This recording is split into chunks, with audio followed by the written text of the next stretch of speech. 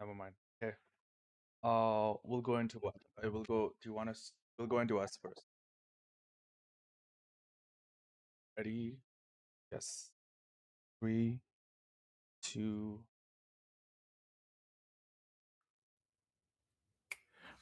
All right, guys, welcome to the Carta Magica online battle. I am T-Mac. It is a pleasure to be here as always, and I am joined by the one, the only Div. Div, how you doing today, man? I'm doing awesome, T-Mac. Thank you for having me. This is going to be an exciting tournament. We have new sets that have come out recently, so I'm super excited to see how the matchups go.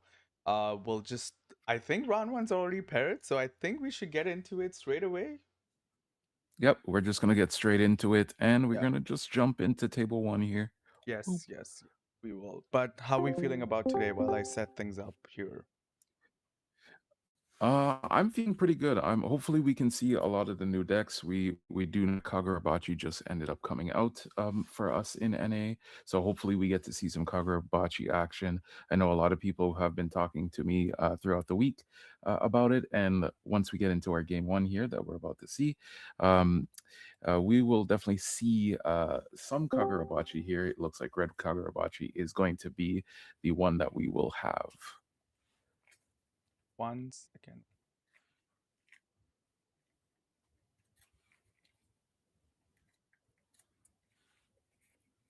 Starting strong with Red Kagurabachi. Yes, red Kagurabachi. So it's a very interesting deck. So basically, how the deck works is you're looking to get into the Chihiro raid, which basically says on swing, you can discard 3 card. You can discard to do some when attacking effects. One of the main one being you get to pop a 4K in the front line. So basically, you're looking to get a bunch of hand advantage, and once you get that hand advantage, it's just churning out value, being able to basically say, hey, you have to have 2 bodies on that front line to be able to block me out. If you have 1 body, it's not going to be enough. So it's easily able to like provide a gap in the board. And we see all the time, we know about how like having a gap in the front of the board is really, really strong. So that way you can get your swings in. It's a very aggressive and fast deck. But speaking of aggressive and decks like that, we see here we also have a purple Saito by the looks of it. So we know purple Saito has also been a menace countering this kind of aggressive strategy, especially with that red Kenshin. We know, like we've talked about a div before, where red Kenshin just has that extremely aggressive game plan. So this match.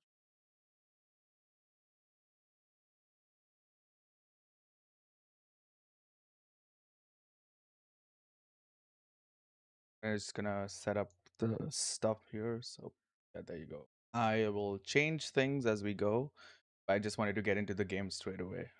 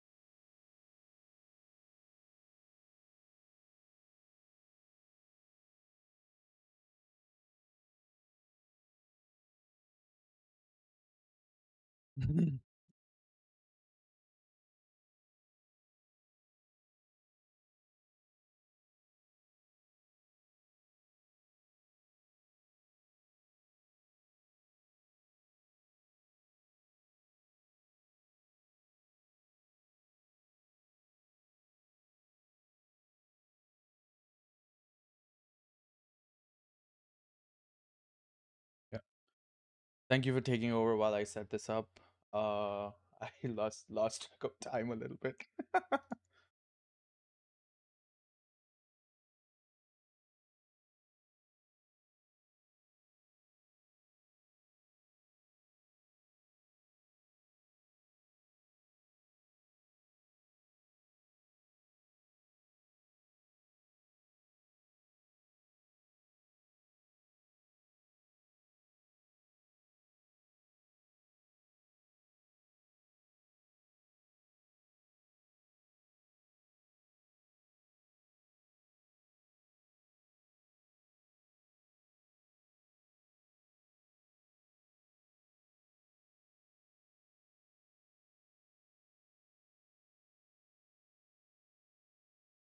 Saito that basically looks for top four, and here we see the 6 cost Saito coming in. So basically setting up for next turn, but this is 4 swings that's potentially coming out here, barring triggers and stuff like that. So very aggressive turn 3 play here.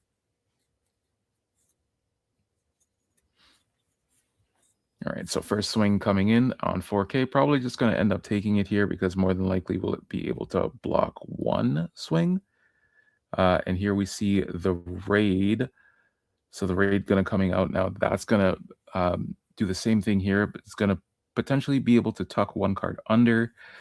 And I'm not too familiar with all the raids in Kagurabachi, but I am familiar with some of them. And um, once the Kagurabachi deck starts to see all of its raids, because this is a very raid dependent deck for sure. Unlike other red strategies that are kind of less reliant, it's just like usually like putting bodies to the board and going like super burr. This it's very focused on its raid. It needs to see its raid to be able to do things. Um, so here we see a pass back over. Ends up popping the 4-2 Kenshin there. And now, what is the goal for Red Kagurabachi? So we kind of set up here in the back, and here we're going to see the Chihiro raid coming down now. Um, so looks like is going to. I'm not sure when that activate main effect is. Yeah, So yeah, just gonna put. I think they are going to activate the main to pop it and then kind of bring it back. That's the whole Mhm. combo with the Red Chihiro, right? And then the Tattoo has a very strong board up front, right? Like it's menacing to see that. Yeah. So yeah, so here we're gonna just see a swing onto the board. Just gonna use that nullify impact there. Um,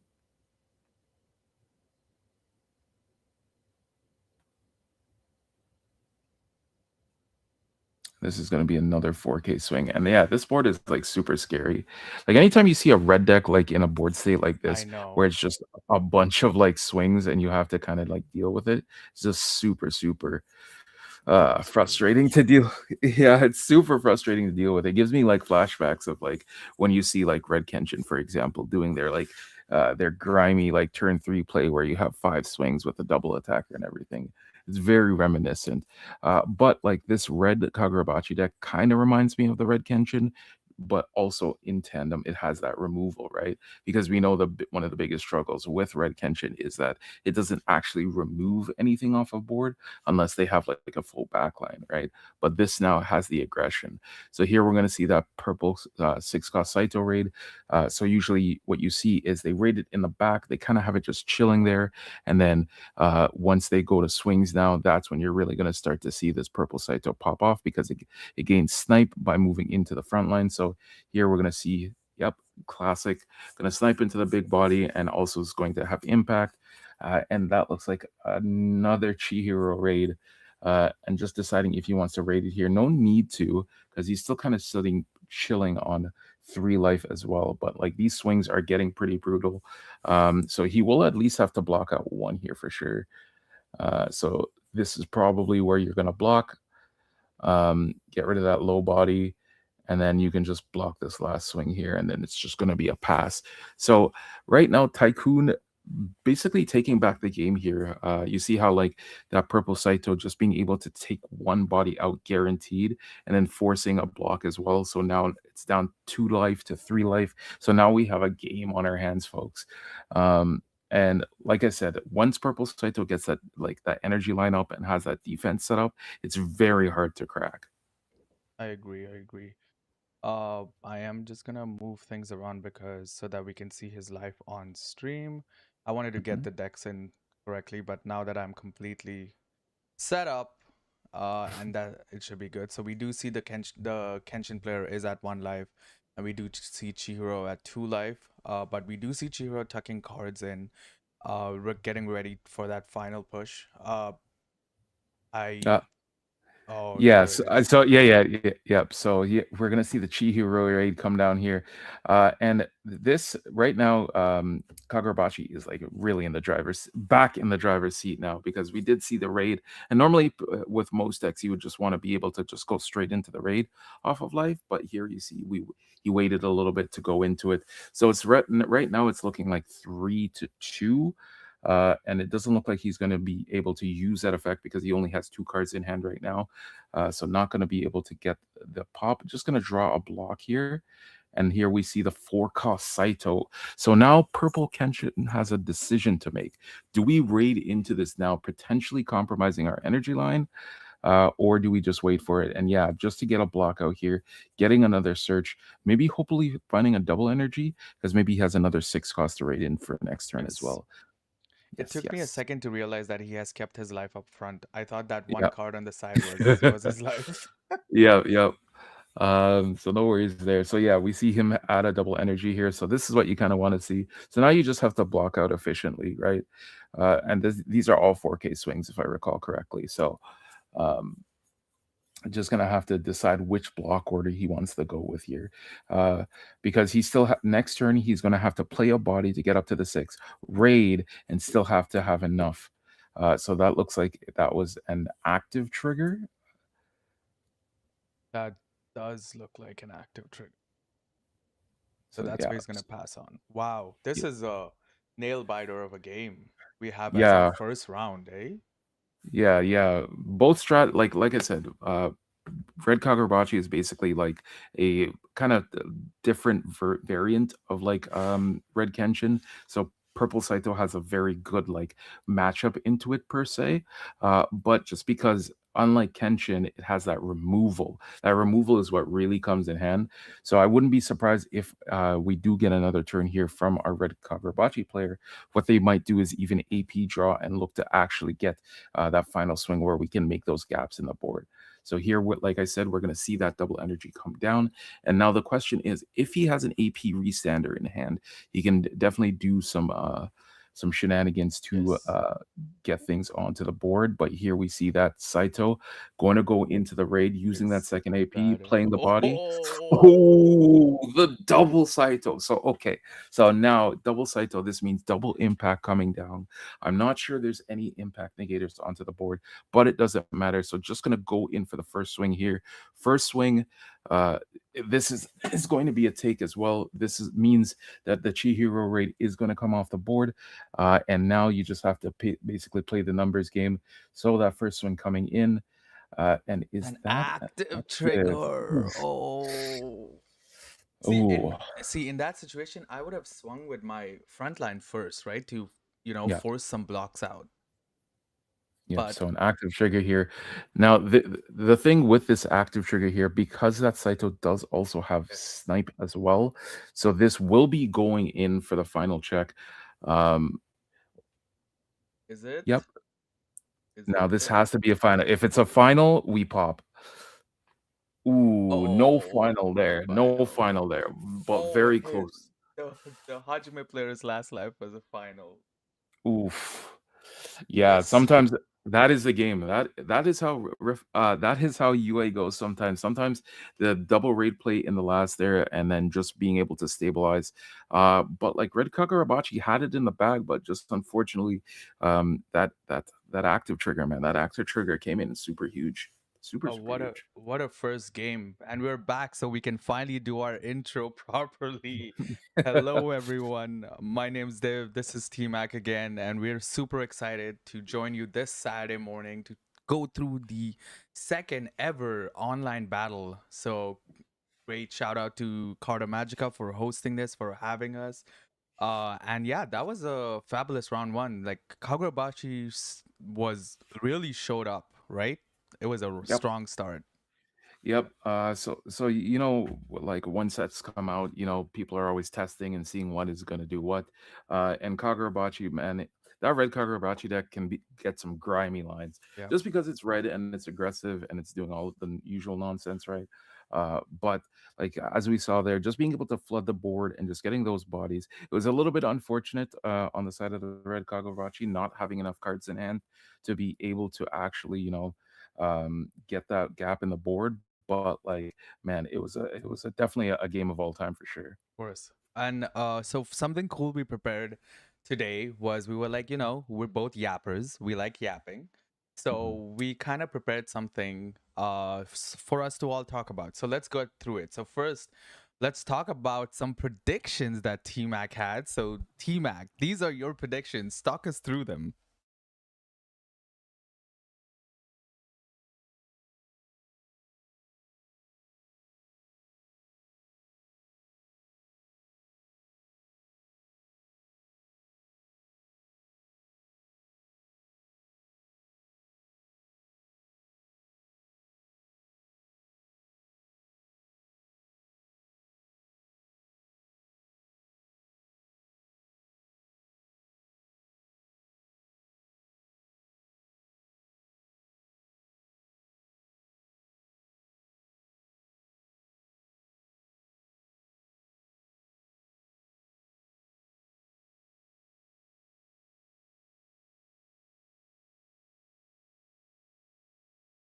One sec. T-Mac, you might have to repeat that because I just realized that your audio might have not been coming through here.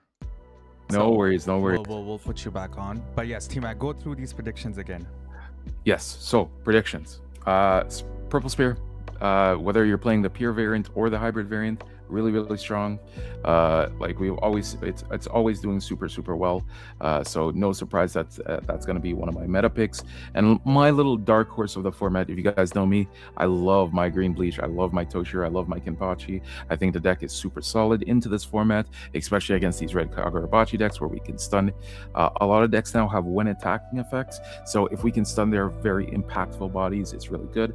And one of the players that is playing in the event today, that you guys are, who is a fan favorite, is actually on this deck today. So hopefully we can see that in the later rounds for sure. But those are my two predictions. Div, let's talk about your predictions. What do you got for me, Div? Yes. So we'll move over to me, and I have the yellow Eva deck. Had a very strong showing at the LCQ and Nats, and can be very surprising, right? You have this 4-2 Asuka, which basically, when she comes on, you can sideline something to pop something, or even sideline just a smaller unit, right? So it's pretty strong. But the Ray is where it shines, pun intended. The Ray has nullify impact. You can crack a Ray to bring it out. You also have the Mari that also helps fuel the engine, but the biggest queen of the deck is the Masato that turns all of your get triggers to play trigger, your any trigger to a get trigger, and then your Mari turns your get trigger to a play trigger, right? So it's a very Yep. combo heavy deck, very strong showing. So I think Yellow Eva is still up there. And then obviously my second Dark Horse pick, because it's the new deck, because it's the new set, I think Chihiro is gonna really show something today. Obviously, one of the good things about Union Arena is if a deck that draws a lot, filters a lot, and has more removals than their regular specials does a lot, right? Now, Chihiro does that, but also whenever you trash the card that is basically his father, you basically draw again, but you also have the 3-cost double energy card that essentially whenever you trash using a Chihiro's effect, and if it's a Chihiro, you can add it back to hand. So a good combo is, raiding with Chihiro, trashing a Chihiro, tapping the 3-cost. I'm forgetting her name, but tapping that 3-cost and bringing that Chihiro back. So it's kind of like also sending a message to your opponent, being like, "Listen, I have another raid in my hand, so be careful of what I'm about to do."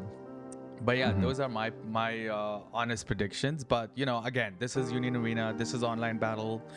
It promotes players bringing their favorite decks. We have solo deck challenges and stuff, so we both might be wrong, and we might get to see a few other surprises. Yep. I was doing a quick skim through the deck list and stuff like that, and I definitely will say there are some very shocking choices today. So hopefully we'll get to see some of those choices on stream today. But Div, speaking about sets and stuff like that, Yeah. let's talk about sets because sets are very important in UA for sure. Yeah, so we have a lot coming out, right? So starting off, we've already seen the reveal of solo leveling. All of the cards are now out for you folks. If you weren't aware, they are good to see. You can kind of like start building decks. I've already built decks on different builders. A lot of people use different kind of builders for Union Arena. I've already built some of these decks, and some of these decks for solo leveling are really looking strong. What are Yep. your thoughts? So I'm super looking forward to the Shadow Army. I think Shadow Army is going to be the most busted thing. I know a lot of people are looking up to that new level up mechanic as well. So I know last night I was watching a lot of people do some testing as well. I'm super looking forward to solo leveling. But after solo leveling, coming into April, we're finally going to get a set that people have been hyped for in Tokyo Ghoul and Tokyo Ghoul A. That set is looking to be really sweet. We've seen some of the cards so far, but we haven't seen all of the mechanics because we do get some of those cards in the judge promos. So we're definitely going to be seeing that. That is going to be super exciting. And then following that is one that I'm super excited for because it has one of my favorite mechanics in a long while is Sakamoto Days. I look forward to that set. That set's going to bring purple back into the forefront again with that whole deck strategy as well. I know in JP they were using the yellow Sakamoto Days. That was also a really strong strategy over there. So super excited for that. But Div, in June, a set that I know a lot of people have been hyping up for and been waiting, and it's a very interesting set for us as well because it's Yes. the first time we ever get a duo set. So basically, what that is taking a volume 1 and a volume 2 and smashing it together. So we have one mega set, and that is going to be Tensei Slime. I don't know if you're a fan of Tensei Slime, Div, but I'm a huge Yes. fan. Huge I fan. I haven't watched it, but I've heard a lot about it. I and Mhm. this is the thing about Union Arena, right? Whenever a new set is about to come out, I dictate my anime watching based on what sets are coming out, right? So Yep. I started watching Sakamoto a couple of days ago. My next on the docket is Tokyo Ghoul, but then I'm gonna start watching Slime as well. I think it's really cool that Union Arena is bringing a combined Volume 1 and Volume 2 together in a big booster box, or a special booster box pack is what they're calling it. And I think that's going to be really cool for folks to get right into straight up with the Japan meta with this deck, right? So I think it's going to be really cool. The Rimuru, right? That's their name. Yep. Rimuru. Yep. Yeah, Yep. Remember? the blue Rimuru I think is a very strong deck in that set. So I think that's going to be really cool to see. And then but yeah, I haven't played Slime myself, but I don't know if you have. Yeah, But I've definitely touched Slime, and the Blue Rimuru very strong. If you like the show, in yellow we have the Benimaru, big a lot of fans there, and the Diablo fans as well. And personally, my favorite, it wouldn't be a set with green if I didn't play green. So green Milliman Joyers rise up because we're back, baby. So I did play a little bit of that deck in JP as well. So I'm super looking forward to that. But then in July, Div, let's talk about July. This is a ooh, first for us over here because yes, normally we're getting shonen anime, right? It's a lot of yes. shonen stuff. We don't really get the cute stuff, right? And this is going to be the first cute stuff. So 100 girlfriends that really love you is going to be coming down. So we're going to be looking forward to that. Our first cutesy set. So for you waifu collectors out there, it's going to be one of those sets. I guess you can technically call Nikkei a cutesy set, I guess. Yes, Question mark. Nikkei is a cutesy set, but I think the real cutesy set is 100 girlfriends that really love you, right? Like really, and some of the cards were revealed by Akari at and Cosmic at the Bandai Card Fest, so we got to see some of those cards, and they're looking really fabulous, right? Like we're getting special arts just for North America, so we get to play around with those. We get to crack cases, boxes to use those. It's gonna be really cool, pun intended. But Yeah. the biggest one with the nostalgia factor right packed into it that I know a lot of people are gonna be jumping ship to Union Arena. We have Inuyasha. Yeah, yeah. Inuyasha. I okay. So guys in the comments, please don't get at me. I have never watched Inuyasha, but I Oh no, know get him out of here. I Get him know, out of I here. know, I know for a fact it's a cult classic. I know so many people have been asking about me to teach them UAs just so they can get this Inuyasha. So it's a fan favorite. We have seen some of the spoilers a little bit. So we've seen some of the Kagomes. I believe we've seen a Sesshomaru as well. So like Yes. very very hype set. So like you, Dev, I'm probably that's probably what I'm going to do as well. Is once August comes around, I'm going to be probably watching Inuyasha, just to see what it's all about, what the hype is all about, because some people have it as their number one of all time. So Yep. definitely one to look forward to for the nostalgia fans.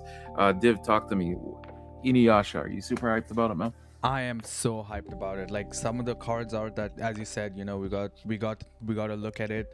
They were shown out in Japan, and from what I know is whenever it comes to these arts, we get similar but not the same, right? So I'm with the Sesshomaru art that they showed in Japan looks so good, looks gorgeous, right? And I know that is a fan favorite deck that a lot of players want to play. So I'm really excited to see what we see for Inuyasha when it comes out for us in August. Honestly, I always prefer the red or the purple decks. So my choice is already made of what deck I'm going to play for Inuyasha. But speaking of things that are going to come out, we also have more things, right? Like, can Yep. you believe it? We're already talking about August. This is almost 6 months into the future. And then we also have ReZero coming out. Okay, finally we have gotten to the part I am super excited to talk about. ReZero. So guys, I know I took an L with the Inuyasha, but if you guys have never watched any anime before, make sure you watch ReZero. Because ReZero is such a good anime. It is one of those anime that really makes you think. And in no surprise, no, in like in the game of Union Arena as well, it's also one of those decks that makes you think. So we're going back to that tricolor style where we're getting three colors of decks. And in JP, they did a lot of work with these decks. All of the decks are fun, very reminiscent of the show. This is probably the second set that I've actually bought. I'll be buying a case or two for. So, man, I can't wait. And all of the alt arts look so good. I saw someone in JP with a max rarity deck for one of the decks, specifically the blue Subaru and Rem deck. And man, I cannot wait to get my hands on these cards. Oh, they're so beautiful. And in September, it's going to be glorious to see all of the ReZero coming out. Div, have you ever watched ReZero before? No, I haven't, but again, I'm gonna watch it, right? For Yeah, sure. you need to watch it, man. It's one of my favorite animes of all time. So, man, oof, I beautiful, know. beautiful September. And then, recently announced we have Gurren Lagann coming to Union Arena. This was honestly, I know I'm gonna get a little bit of slack for this, but this was my first mech type anime that I've watched. My I first ever, right? I had never watched. I was always, when I was younger, I would always had this thing like, oh, I'm not gonna enjoy mech anime, like, it's fine, but I'm a huge sci-fi fan, right? So yeah, they were like, okay, you know what, if you want to transition into watching mecha anime, Gurren Lagann would be something you would really enjoy. And I enjoyed it so much, right? It's a very hype set. When it was announced in Las Vegas last month, there was a huge crowd cheer. So people are very excited for Gurren Lagann.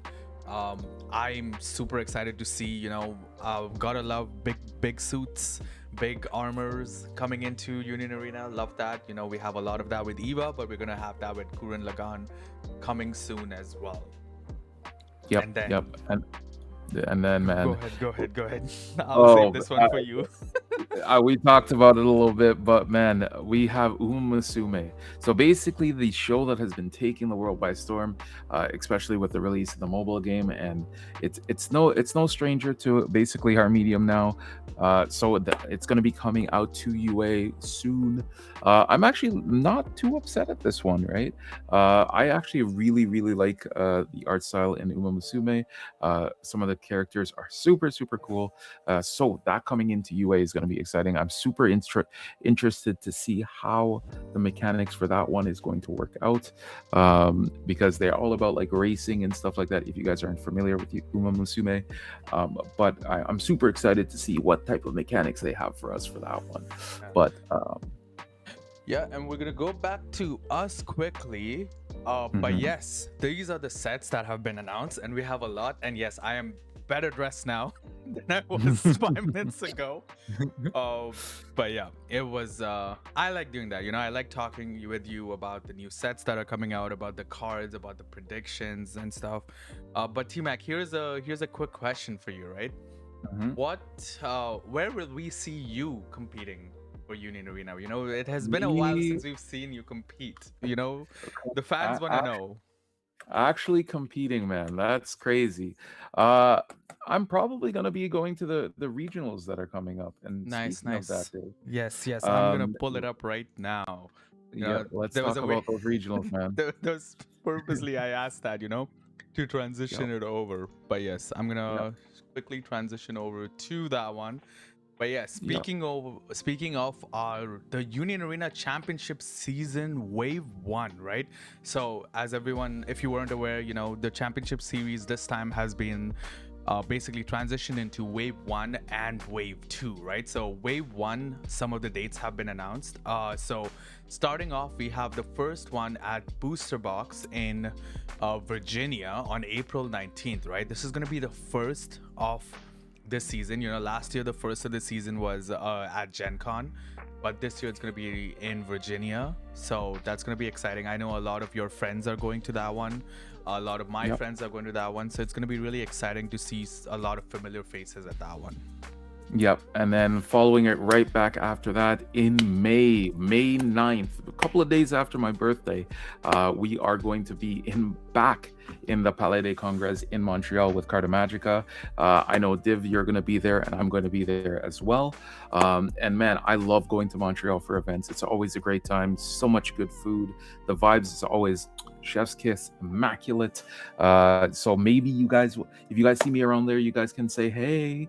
But that one's going to be really, really fun as well. And then following that, at the end of May, we are finally going back to Peoria. So, Div, tell me about Peoria. I know you've traveled a little bit. So, have you been Yes, to Peoria yes. before? No, I haven't, but I've been to Illinois and I've been to Mhm. Chicago very often. Like I go to Chicago very often, but Peoria is not that far from Mhm. Chicago.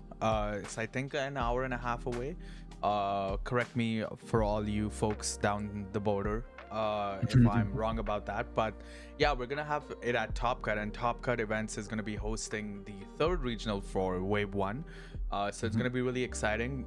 Sakamoto Days is gonna be out as we were talking, so it might be a really good deck to kind of like play around there. But we have yet to see if solo leveling is gonna be completely changing the meta, or is Eva and Kenshin are Eva and Red Kenshin still gonna reign supreme, right? So it's really Yep. exciting. You combo the sets that are coming out with the regionals that are happening, and then time them around. It gets you talking about what deck might top, what deck might not top. So it's pretty cool. But these are not the only regionals, right? We have a lot more coming out throughout the year. There's always a chance that there were like 2, 3 in the summer leading up to. But wave one is, if I'm correct, wave one is until June. Sorry, Mhm. until August. I'm just Yes. gonna do a quick search of it. But yes, wave one is Yes. till August, right? And Yep. then we So have. wave one, and Sorry, go then ahead. we have the Bandai Fest. Usually, everything for the wave one concludes with that first Bandai Fest. So last year, we had it in. Correct me if I'm wrong. Was it Dallas was first, and then we had Yes, that is it's correct. elsewhere. Yes. Yes, yes. So So someone in chat said Sakamoto won't be legal for Peoria. Okay, so apologies on that, because let me just see the launch date for Sakamoto. Maybe I got the launch date wrong. I confused it with Ben Cardam. Oh yeah, Sakamoto is gonna release May 29th. With May 30th being Peoria, yeah, it's probably not gonna be legal for that one. But we're gonna have solo leveling and Tokyo Ghoul legal for that, right? yes. So two strong sets. one both of them with a very strong cult following, right? So it's gonna be really Mhm. exciting to see how they do. I'm just gonna put it back on us while we wait for the next rounds to be paired, which should be pairing up really soon. But yes, but T-Mac, tell me, um, what is one deck you would like to kind of like one IP you would like to see come to in arena if you want it? If I was to take Something that's in one, Japan. Something that's in something Japan. that's in Japan, if it could come over. Honestly, Japan has a lot of series, but I know. one series that a lot of people have been asking for a long time is actually Kamen Rider. So I would love to actually see Kamen Rider come I across. know. I think that would be super fun. To have over here because like I said it's UA is like a game where it's all about favorite animes and stuff like that. So I'm always for the people, and a lot of people love Kamen Rider, so it'd be nice to see. Yeah. For What about me, yourself? I think a really cool set that I really want for it to come out here would be Windbreakers. Ooh. That would be really cool. I liked it a lot. I've watched it. It was a lot of fun, and I think Windbreakers would be a really cool set to kind of like bring it here, play around with it. But again, you know, if you whenever you guys see the service come out, please fill them out. You know, Yeah. let UA and Bandai know which sets you want to see. You know, because they listen. They listen, right? You know, the BP counters that we're get the BP and impact and all of those counters that we're getting, you know, is through community feedback. The 3v3 is through community feedback. The pricing and everything is all through community feedback, right? So the one thing that I love about this game is, you know, Akari and team and everyone involved with Union Arena takes our feedback really well, right? So it's all about feedback. You know, I had a really good opportunity to sit down with a couple of other content creators in the space to talk about different things, the meta, and everything. So yeah, if you haven't like checked that out, it'd be really cool. We went through different things on what sets to bring, Hmm. regionals, you know, more spaces and stuff like that. So it'll be really cool to see all of this implemented. So yes, please fill out the survey Hmm. when it comes out. It usually comes out after every new set releases. So please keep an eye on that. But yes, we're in round right now. And I think, yes, we are in round right now. So we're going to take a quick short break and we'll be right back. Let's put it at I would say a 7 minute break. Yeah, sure. Let's put it at 7 minute break.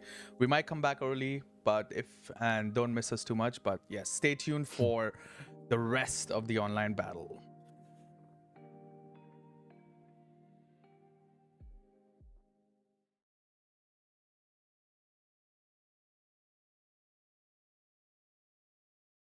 Give me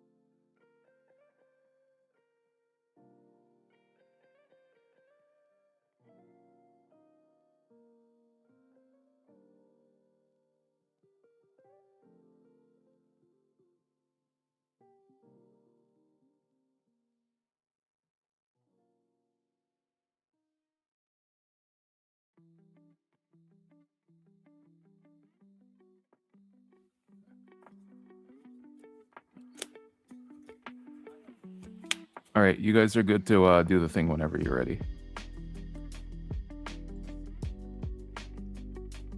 Welcome back, everyone. We are on our round two of the online battle. We have AJ playing the song deck from SAO, and we do have Moonrose playing Spear. So, talk us through song while I set up this layout a little bit.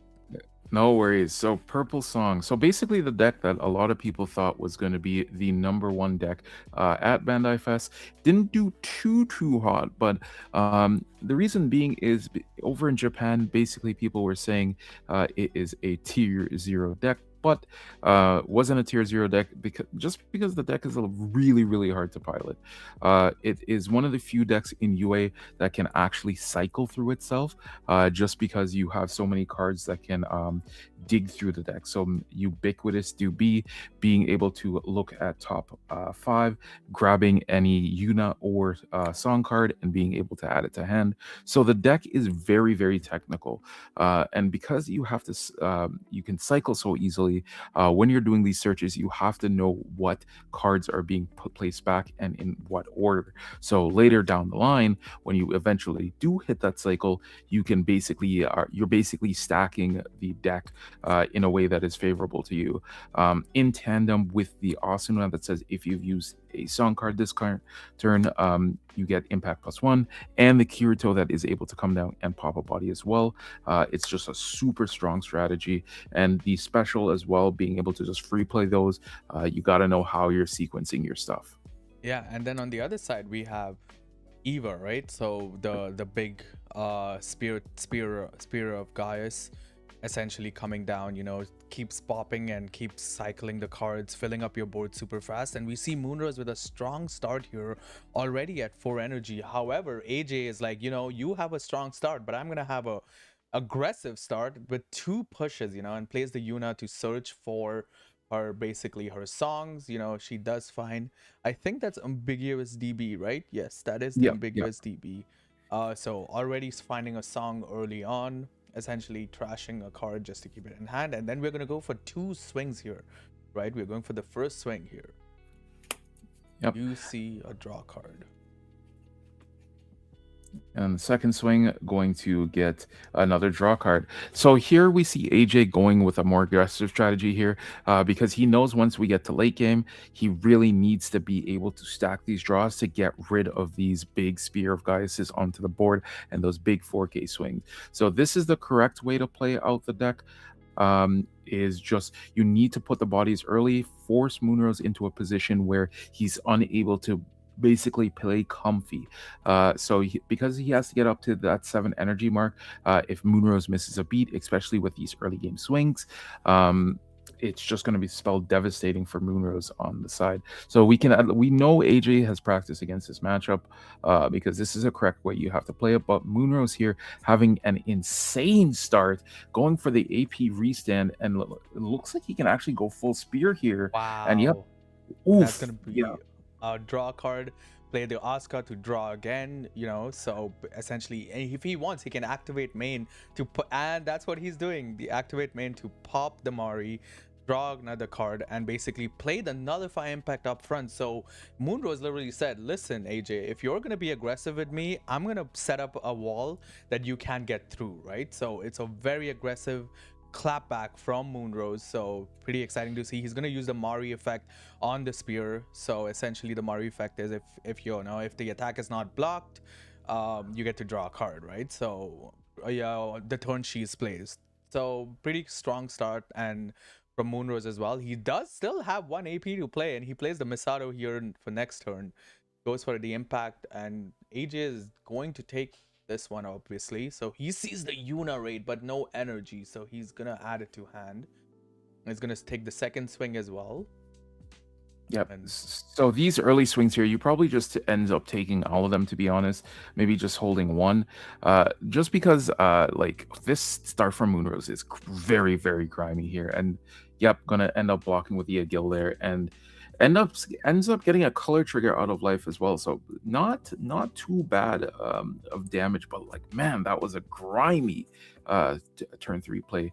And speaking of grimy turn three plays here, because of that Uno raid, now we're gonna see the power of song. So all of these song cards are gonna be coming. So this is the Wait, longing, which is one sec. I'm gonna stop it. One sec. Hey guys. Real quick. Can you read Moonrose? Can you read me the effect of can you read me the effect of Mari, if you don't mind? You can only activate this. This turn, the ability is played. Choose one Willy. Oh, Willy. Yes. Uh, So wait, just hold on. I'm gonna just get a judge in here for a quick second. there's a judge here. There's a judge here. Yeah. So okay. So I accidentally.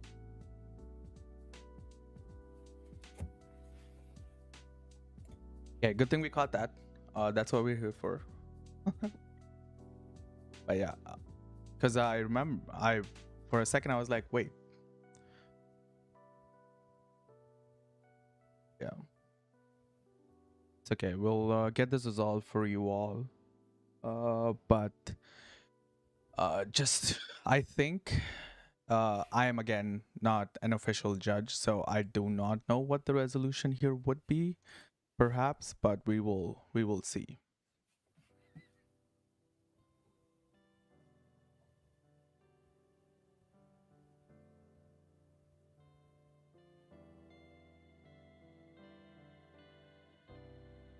Sorry, folks.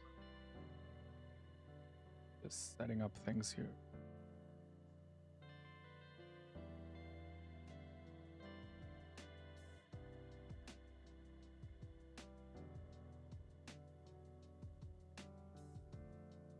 Okay, yeah, so I think they're asking him to just place it on the top of the deck and yeah, essentially yeah. move forward from there. But yes, carry on, T-Mac. I will let you Yes. Yes. Yeah, no, we got to maintain the board states, man. The board states are very important. So good catch on everybody there. So very easy fix there. Just basically taking one card, putting it back on top, and revealing to opponent. But yeah, nasty start from Moonrace to you, regardless of that. And this is where Song also kind of wants to be as well, because as we see that in the trash right now, there is a lot of cards in there. So a lot of deck thinking here. And here we're going to see the chain start to go off. Basically, what Song is looking to do is now that they're at that 3 energy mark, or the 4 energy mark, better yet, we see the braid there into the Yuna that says your next Song card costs 1 less. So basically, going to be able to use that ubiquitous DB for free, and then also going to get to restand in AP as well. And here we're going to probably see a raid into the 3 cost Yuna. Or trying to get more songs, because now we're pretty much live. So now every turn going on, if he goes into that 3 cost, no, so just going to end up going into the special here. So the special is going to be able to play either the Asuna or the Kirito, or one of the the SAO survivor trait cards. So it is going to come into active as well. He doesn't have the AP for the on play effect of Pop a Body, but it's just going to be another swing here. And this is going to be on 4K swing with the Yuna. And that Yuna, oof, the spear special, that is rough. But this is the one Song is the one deck where those specials aren't too bad, just because you can use the special to get back those cards that, like for example the Kirita or the Asuna back, so it's not as bad. But that is perfectly fine there. So ooh, very very rough special there for sure. However, Moonrose is still kind of just chilling, because that first turn there, just being able to go through all of the motions and doing all of that is just really really strong. Yeah. Man. Yeah, it is Moonrose really has to Moonrose knows that, AJ basically can fill up his board really quick. Then these both decks, see a lot of cards in their own unique ways, right? Like Spear sees its cards by basically, drawing a lot, trashing a lot, right? And then AJ or the Song deck sees a lot by recycling. But here is another Special from hand, Oh my god, that's gonna be Yeah, devastating. We're gonna do the and draw trash trigger. Go ahead. yeah, and that's the thing. The thing with Spearman that makes the deck so strong is not only can it flood the board with bodies, we see him using the Spear special, basically being able to filter out one dead card in his hand. So he's going further into the deck. The deck just draws so much and always has cards in hand. It's just super, super strong. So I wouldn't be even surprised here to see Moonrose potentially use that Spear effect to pop a body, but no, he's not doing any of that. He's just saying, "Hey, man, I got the spear. I'm raiding into another one." And now the question is he actually he can place something onto the board as well if he would Yes. like. Um, but if he doesn't have anything, no. So yeah, he's gonna put another double energy Shinji into active, and now it's just gonna be swinging two impact bodies. And man, what a start from Moonrose! But here we see another ubiquitous Dubi coming down. So basically pumping the Agil to a 5K. Yes. The draw trigger coming in. Yep, Uh, he does take another one and yep. another draw trigger, and then it's 5k to 4k. So yeah, they are gonna pass turn there. Yep, lucky on that Yes. active trigger right there. Yeah. So So we are 2 to 4. Song does have a hill to climb, but not a hill that can be conquered, right? It is something that Song does really well. Play out a lot of bodies. We do see the Yuna raid come out. And tell us what the Yuna raid does, T-Mac. so on raid, not only do you get a song trait back from your trash, you also can uh you can if you use a song trait card this turn, you can basically give all of your Yuna and Sao Progressive or Sao Survivor, sorry, Yes. plus 1000. So here we see the use of the special coming out, being able to play that asuna that says if you've used a song card this turn, which 95% of the time you do, you get to gain impact as well. It is only on a 4K body, but Yuna does make it a 5K because their song trait was used, so he can get over the spear. And here we're going to see that looks like the Mari Mari raid. raid. Yes, it So is the Mari raid.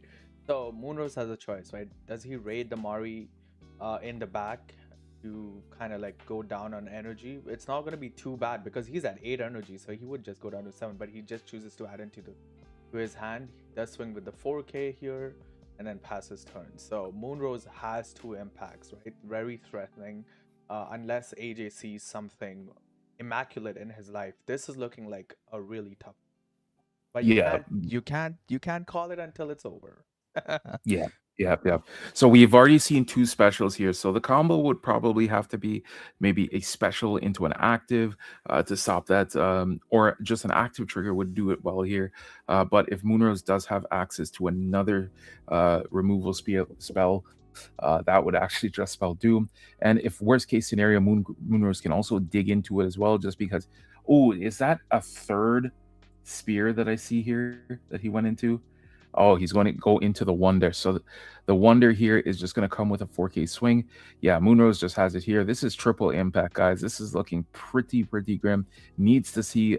And it looks like that is the special second life Oh, special, getting rid of one of the impacts, but not going to matter here too much. And Moonrose ends up taking it there with the spear deck. And man, what a game! Oh, spear is just so gross I when it know. gets that turn through play. Yeah, Moonrose just had it there, going into seeing the double energies that he needed to see, going into that final, basically being able to extend and getting that early spear online. And once that first spear comes down onto the board, it's just super nasty, bro. Just it's just going to be a value train, and especially if you're not seeing your specials. That's the one thing with Yuna. Yuna can outpace the purple spear deck, but if it's not seeing the removal in that Kirito, so you can have the AP, you're just not going to get back into the game, and just unfortunate there for AJ for sure. Yeah, I'm just gonna set up another. I'm just gonna move to a different table because that game was a little quick. But yeah, we're gonna transition over in a second. Hmm. And I'm gonna set things up while we kind of play around. But let me see if I have everything here. But yeah, that was a really really aggressive game. But I'm excited we got to show that off to our Yep, the viewers. strength of spear, the very Yes. very strong strength of spear. Yes. So yeah, Oops. as you get that set up there, I will get that. um, yep, yep. There you go. Able. There you go. Uh, okay, yeah. So, we are playing. It's a Mina deck. I'm just gonna Yes. quickly change that. Yep. So here we're seeing another spear here. So this is FunX, who is a locals of mine. We actually play a lot. Pretty much every locals that we go to, I do see him somewhere in the bracket. But he, I believe, is on the hybrid variant of spear, and I believe the yellow that our Jack here is on the yellow Mina Reno variant, which, funny enough, these are two decks I've played quite extensively because for Nats and stuff like that, Ava was legal, so we did a lot of testing for that. And then the Mina is just a pet deck of mine that is very near and dear and close to my heart. So very fun. So basically, similar kind of stuff. Yellow, like this yellow Reno Mina variant is like super. It's a yellow deck that is looking to control the board, but it is also equally like aggressive as well. So it's like a really kind of cool like mid-range game plan. Um, so it can actually really outpace um, the purple spear deck. But like as we just saw last game, like it doesn't matter if you can outpace it, you kind of have to see it. So here we're going to see the Baco come down. So the Baco is going to be able to move another body to a different line. Um, so ends up moving that Reno. And now we're going to see that Reno come in with a swing, going in for the middle life there. And that looks like a draw trigger. And then coming in with a second swing with that zero cost Mina. And then it's just going to take that bottom life. And then let's see what we get here. Ooh, and just getting that special out from early. So honestly, here you probably want to get rid of the Mina because the deck does revolve around seeing the Minas. Probably the better choice because then you don't have to worry about the raid target, and you force him to kind of have another raid source as well. Yeah. But yeah, Mina is a favorite deck of mine too. Like I've been running it in locals. Next to Toto, I think Mina is my second favorite deck in Union Arena currently. I've been labbing it so much. Like I think if there is one deck that I'm like, if someone gives me a bounty and is like, it's a 30-player local today, you gotta win it, you gotta go undefeated, I'm picking up Mina. I Yeah. think it's such a strong deck. The resting paired with the yellow color trigger is devastating, right? So Yes. pretty strong deck. This is the kind of matchup I don't know if we got to see at the Card Fest, but I think this was a really fun matchup to see, right? You have big body Eva versus like, oh, I'm just gonna rest your big body, Mina. So pretty cool to see. Yeah, and the thing with Mina reminds me of Toshiro. That's why I like it so much because I think the freezing mechanic in UA is so strong. Unlike Toshiro though, where Toshiro can just say, "Hey, it doesn't matter what you get." Mina is one of those soft stuns. But even in the game of UA, a soft stun is really strong because, like you said, those big bodies, turning them off for basically their aggression is super strong. But Spear is the deck that can just pop the big body anyway, and it doesn't really care about it too much. But sometimes that tempo advantage is just super good on the side of Mina. So it should be a fun matchup for Yeah. sure. And And I speaking believe of Fun X2 did a Willy raid, Wonder raid, did the force block to get rid of Jack's Reno in the front line. So but Jack is at 4 energy currently, right? So it's the ceiling of this deck is mainly 5 if you want to bring the Mina out. So he's not in a tough state, right? And The Bako also has a very cool effect, which is basically, you can, without disrupting your energy line during movement phase, you can play the Bako in the back to move something up, right? So really, Hmm. really cool combo deck here. We are gonna see him play the Mina Searcher, search top 4 for a Mina or a Bako.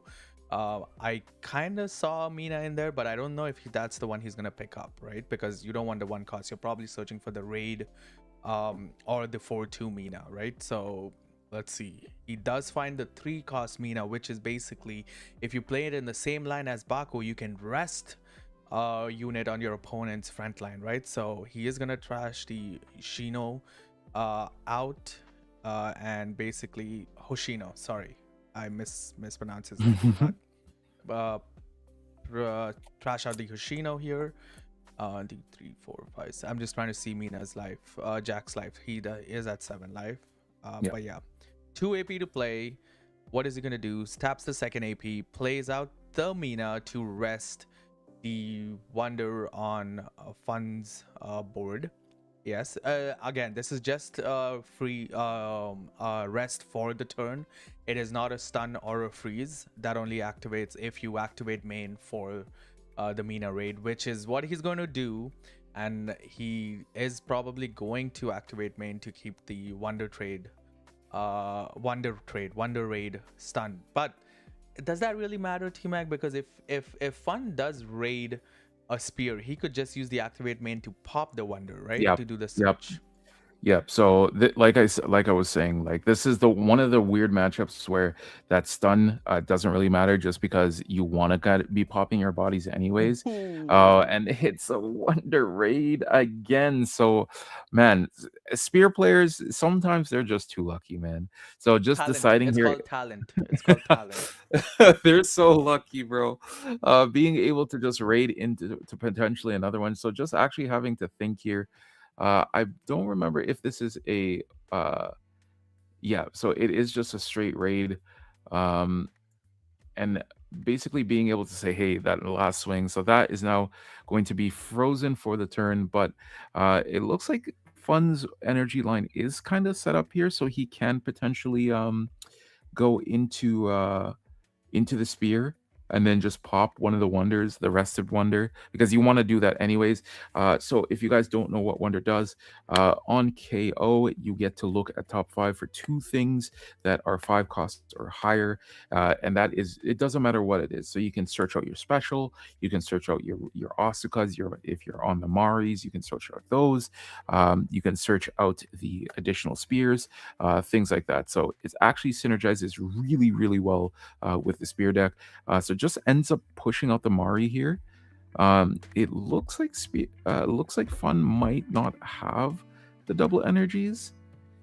So yeah, going to play the Mari, and we just saw how that Mari is able to target the Wonder. Going to use the AP restand, so it leads me to believe here that Fun does have the line to get into the spear. But we'll have to see here.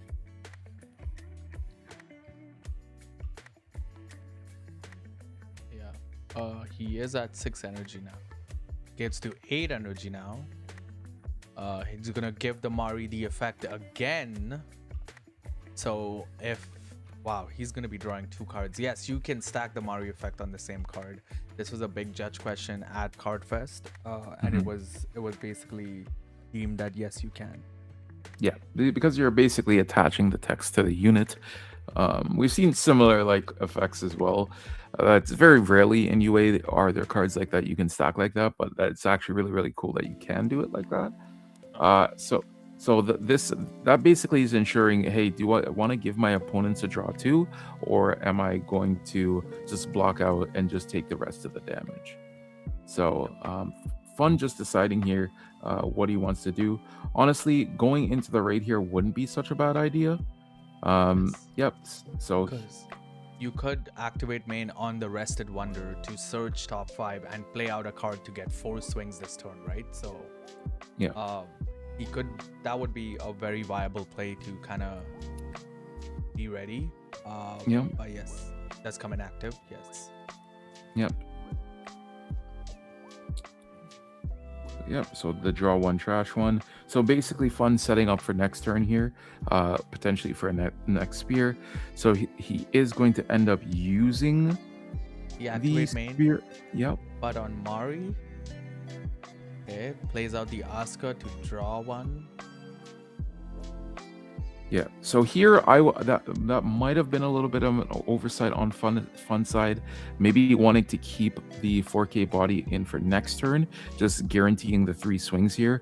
But I think maybe what he should have done here is pop that Rested Wonder, get the 2 additional cards anyways, and you still are getting an additional swing. So you'd be going in for 4 swings in comparison. That's an active trigger.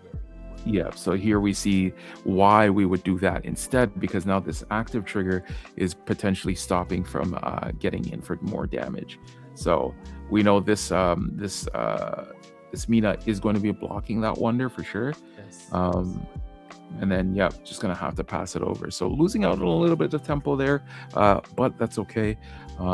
Still has 4 massive bodies, and if this Mina is going to be swinging here, we can just block out with the Wonder anyways. So opting to play a little bit more defensively and keeping the bigger bodies on board.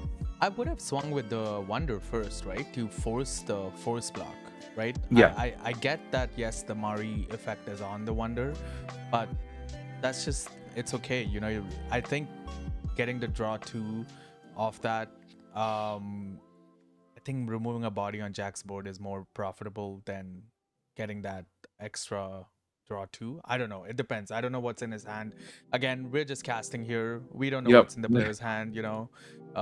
So don't want to play for them. So, but yes, I don't know. I would have done the force block for sure. Yeah, the force block there. It was actually oversight on me too as well. I forgot that was just rated, and oof. Double special. Does special. Oh wow. Okay, he doesn't special the Wonders there. So because he doesn't want fun, he basically said, listen, fun, you had the opportunity to search, you didn't search, so you know what, I'm not gonna let you either, so let's just get rid of your other 2 cards.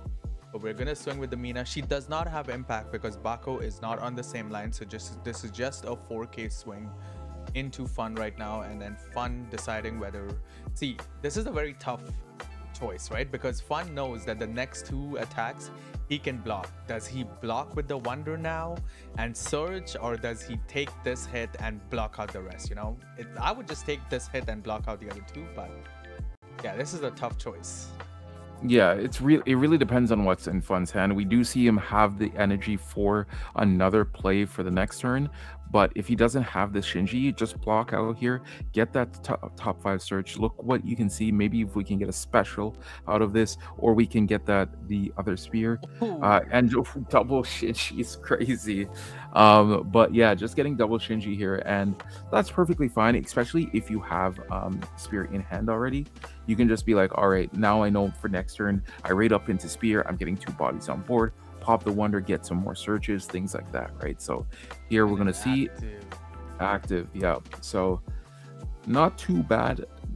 Ends up losing 3 bodies though. Double special, you can't really predict that for, but like, but yeah, oof. Hey, at least it wasn't he swung into life, got a special, and then double special from hand, right? Right. I've been in those situations, and it's just like, wow. Wow, what are we doing here? But yeah, a lot of work for Fun now. Fun has the option spear, and this is the other side of spear that we don't often get to see, is these like weird board states. Having to AP draw, that tells a lot to your opponent right now, saying, hey, do you actually have it, or are you just you just want to be a little bit more greedy with it? But if it's me, I would have just ripped the Shinji off rip, going into the full thing and just doing the on play. Yes, but it leads me to believe that he doesn't have the additional spears, even though he has so many cards in hand, right? And that's the one thing. It's good to see how we can see the opposite side of spear, because Moonrose just was able to steamroll with that game a while ago, but the opposite side of spear now is these games where it's a little bit more slow, and you're not seeing the right pieces. Yeah, and again, like as you said, right, like it's if he would have raided the spear there, he plays out the 2 nullify impacts, right? Because yes, Mina does have the threat of impact, right? So putting that nullify impact up front would be a wise choice. Again, if it's in your hand, that Shinji does count as a 3 cost and is not a 5 cost. So you're not really hurting your energy that much while doing that. So, maybe that could have been a play. However, one thing I'd like to point out is, sorry, Fun has a handful of cards. Meanwhile, Jack only has 1 card, right? So would that somehow, you know, basically dictate the way of the game and how it goes? But he does see the Shinji push up, right? So he's gonna play.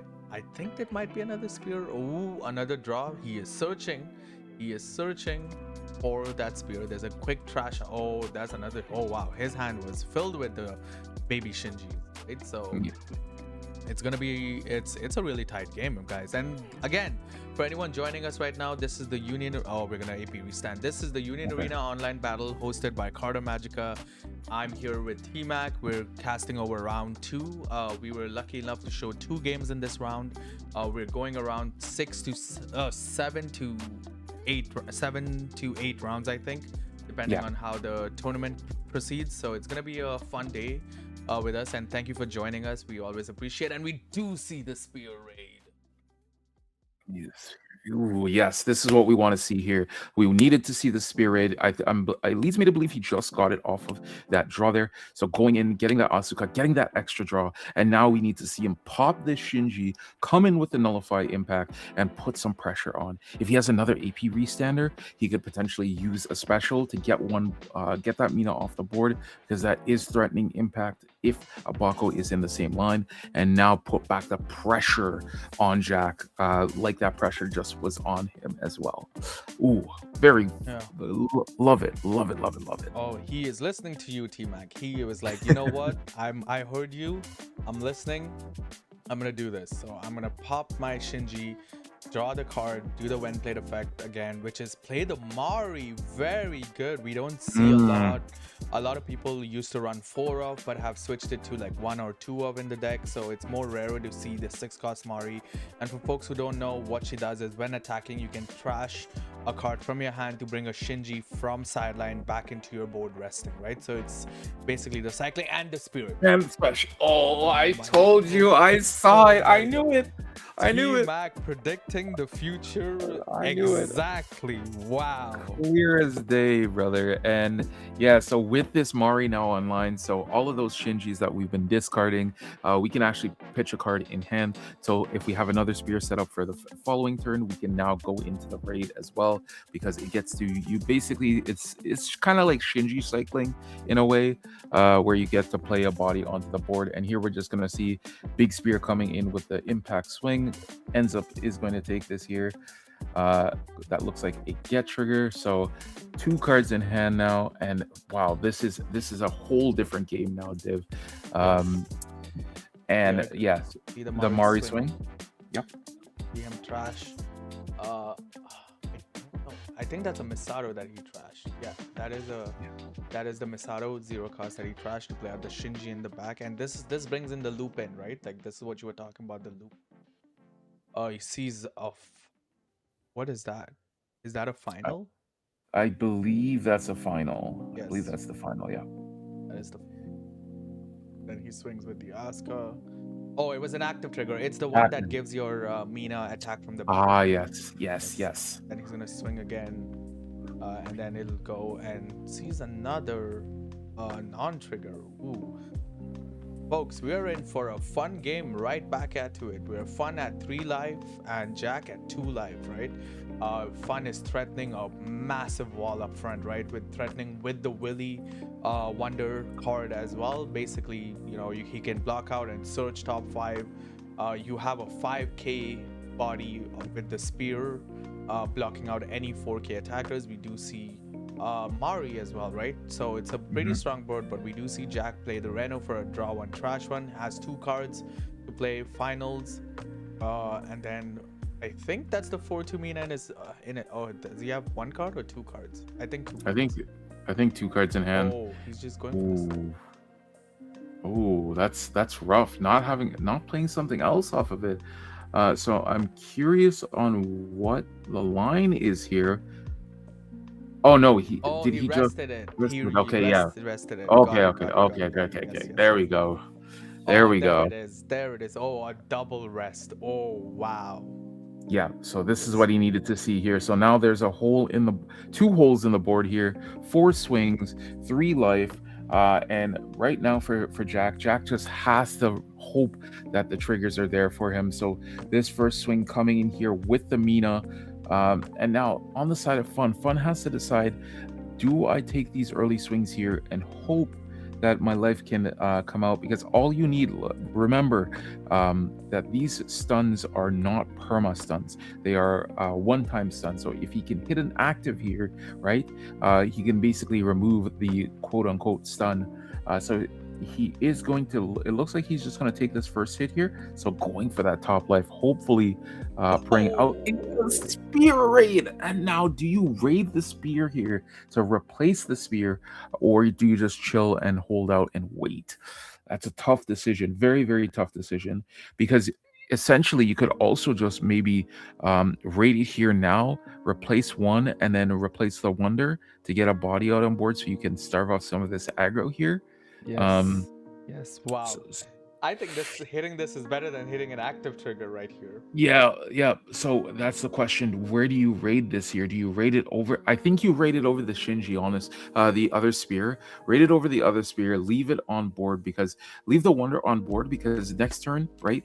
You could take this hit, block out the other two, and then you essentially are saying, "Hey, now I get to refuel my hand Yeah. on the following turn as well." But I think this is a tough decision. So I don't blame Fun for taking his time with this, but he does do it. He does remove the wonder. Okay. Yeah. Okay. Gonna do the draw trigger and play something out for free. Someone in chat is, why would you raid it on the other spear? Essentially, so because it's a 5k blocker, right? So that's why. But again, because the other spear is stunned from the Mina, he won't be able to restand it. So it's a dead front line. So that's why. Yeah, so essentially you're losing out on tempo anyways, because if it's going to be stunned, you want to be finishing the game next turn anyways, and you just want to be going for it. So it's better you just replace the one that is frozen, and then you still have another swing. Unless it was he chose to stun the Wonder with the Mina Raid. If he chose to stun the Wonder with the Mina Raid, and then the... no, he stunned the Wonder with the Shino. Yeah. There we go. Yeah. So yeah, now there is a gap in the board. So let's say, for example, now if AJ's life is any form of removal, right? Now that is one additional swing that you would be losing out at. Those little lines there can definitely, and those 1 and 2 swings can definitely add up. So we'll have to see how it plays out here for Fun. Fun still pretty much, it's funny because we were just talking about how we've seen one side of Spear where Spear can play a more like slower game plan and not having the lines, but then once those lines start to get back established, now we see why Spear is a powerhouse, because we just saw a while ago there was no board state there on the side of Fun, and now we're looking down the barrel of potentially going for game. Yeah, that is true.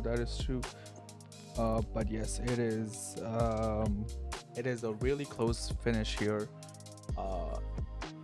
We are threatening with the 1 impact, right? So unless he sees a spear, I was literally gonna say, unless he sees a special here, this is really threatening. Yeah, so one trash trigger.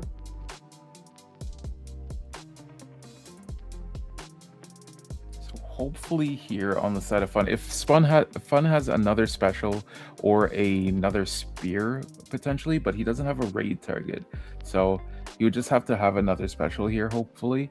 But we could have potentially been in a more easier line to go for a game, whereas if an active trigger here is hit, it's a little bit harder to go for a game. So it really will just come down to what Fun has in his hand here for sure. He is gonna give the Misato use the Misato crack it to basically give the Asuka impact. So he is threatening two Mm. impacts. Ooh. Yes. He's gonna activate main of the spear to kill the other spear, to draw a card and essentially play something out.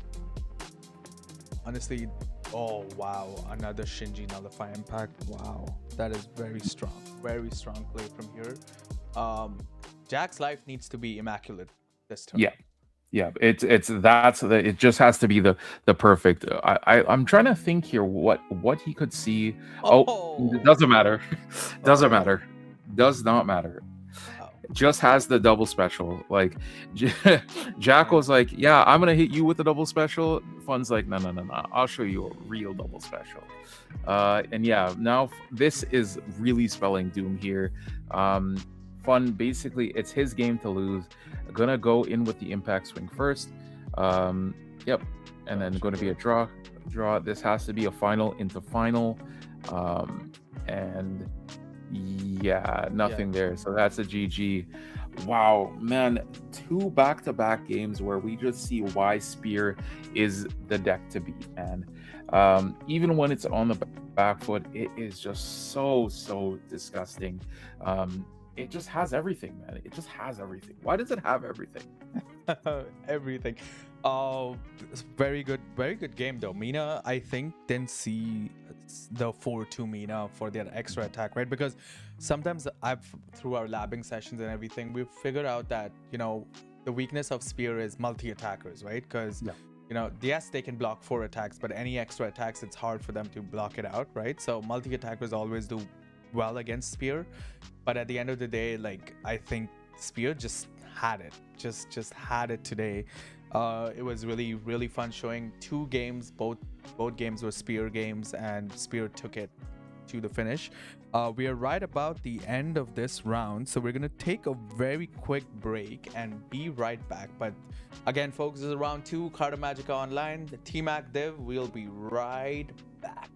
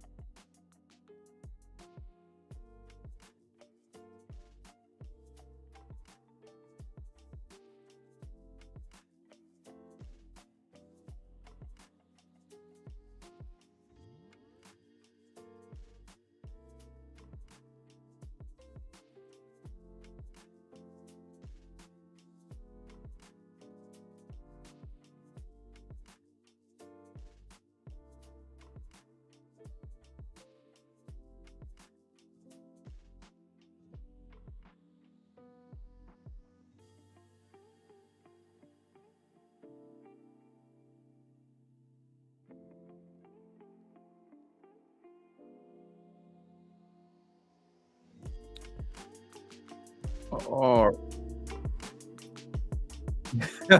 we're doing the same thing, Go man. ahead, sir. Go But ahead.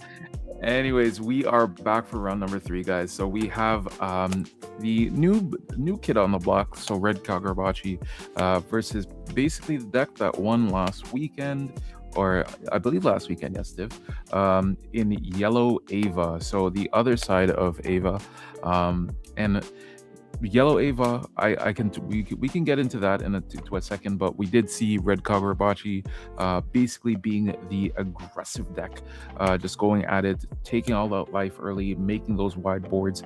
But Yellow Ava is also the type of deck that can make those wide boards as well. And it's yellow. I'll talk a little bit more about Yellow Ava. So Yellow Ava is like a weird kind of like mid-rangey deck where it can spam out these bodies. And it has a little bit of a mix of purple where it can get bodies back from trash by using that ray that says on KO. You get to play out a ray, so it can play a little bit of more defensive game plan. But it also has like that Asuka, for example, that you can pop one of your bodies to pop one of the opponent's bodies, or you can use the special as well, or what we were talking about a little bit earlier, off stream with the get trigger Mari synergy there, where you can basically turn all of your actives and stuff to gets, and then you can play those get triggers once per turn. So it can really put pressure onto the board. But like I said, Red Kagurabachi has that aggressive game plan and can remove those bodies that you're putting to the board. Yeah, and then we have Red Chihiro on the other side, right? So the Red Chihiro deck, obviously, as we talked about earlier, basically is the new bad boy in town. The main raid target is, when played, you can place a card from your hand into your sideline, and then when attacking, you can choose one character and delete it 4K and delete it off your opponent's front line. You can also place 3 cards from your hand into sideline and give it double attack, which is the activate main.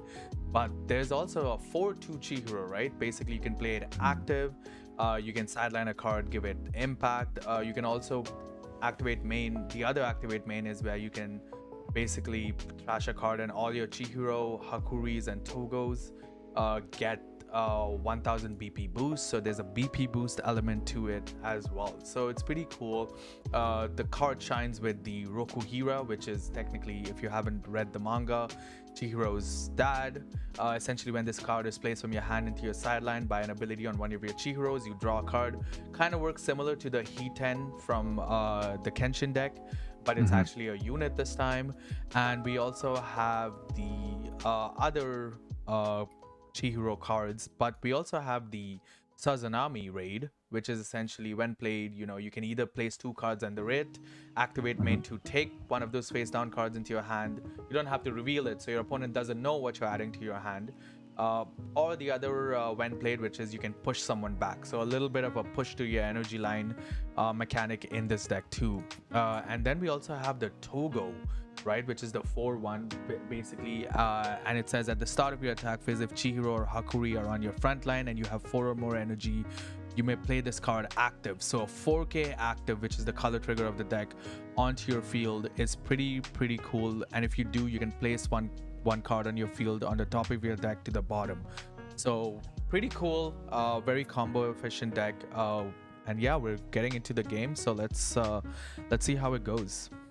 Yeah, so it looks like here on the side of Yellow Ava is a little bit bricked up, because we saw here on the first turn they were able to get that the Ray from the starter deck, the on KO you get to draw a card, but their second turn they ended up having to get rid of 2 cards, so little bricked on the side, but Red Kagurabachi just going straight at it and just putting bodies to the board at this point here, and that's looking down the barrel of potentially 4 swings Yeah. on Yeah. turn 3 here. Yeah, and they're using the exact toga effect that I said, right? They have the other cards on the field, so basically, essentially, it comes in active, and we're going to be swinging 4 times here. So we go for the first swing. We'll see what the player has. He does see active trigger, so there is nothing there. Goes down. Yeah, Right, and that is an active trigger. yes, it looks like an active trigger there, and Yeah. so yeah, just a little. The timer I believe we didn't hit the timer there, Div. If you don't mind getting that It for is, me it is, there. it is running. It's running now. Yeah, Oh, it's running. yes, perfect, perfect.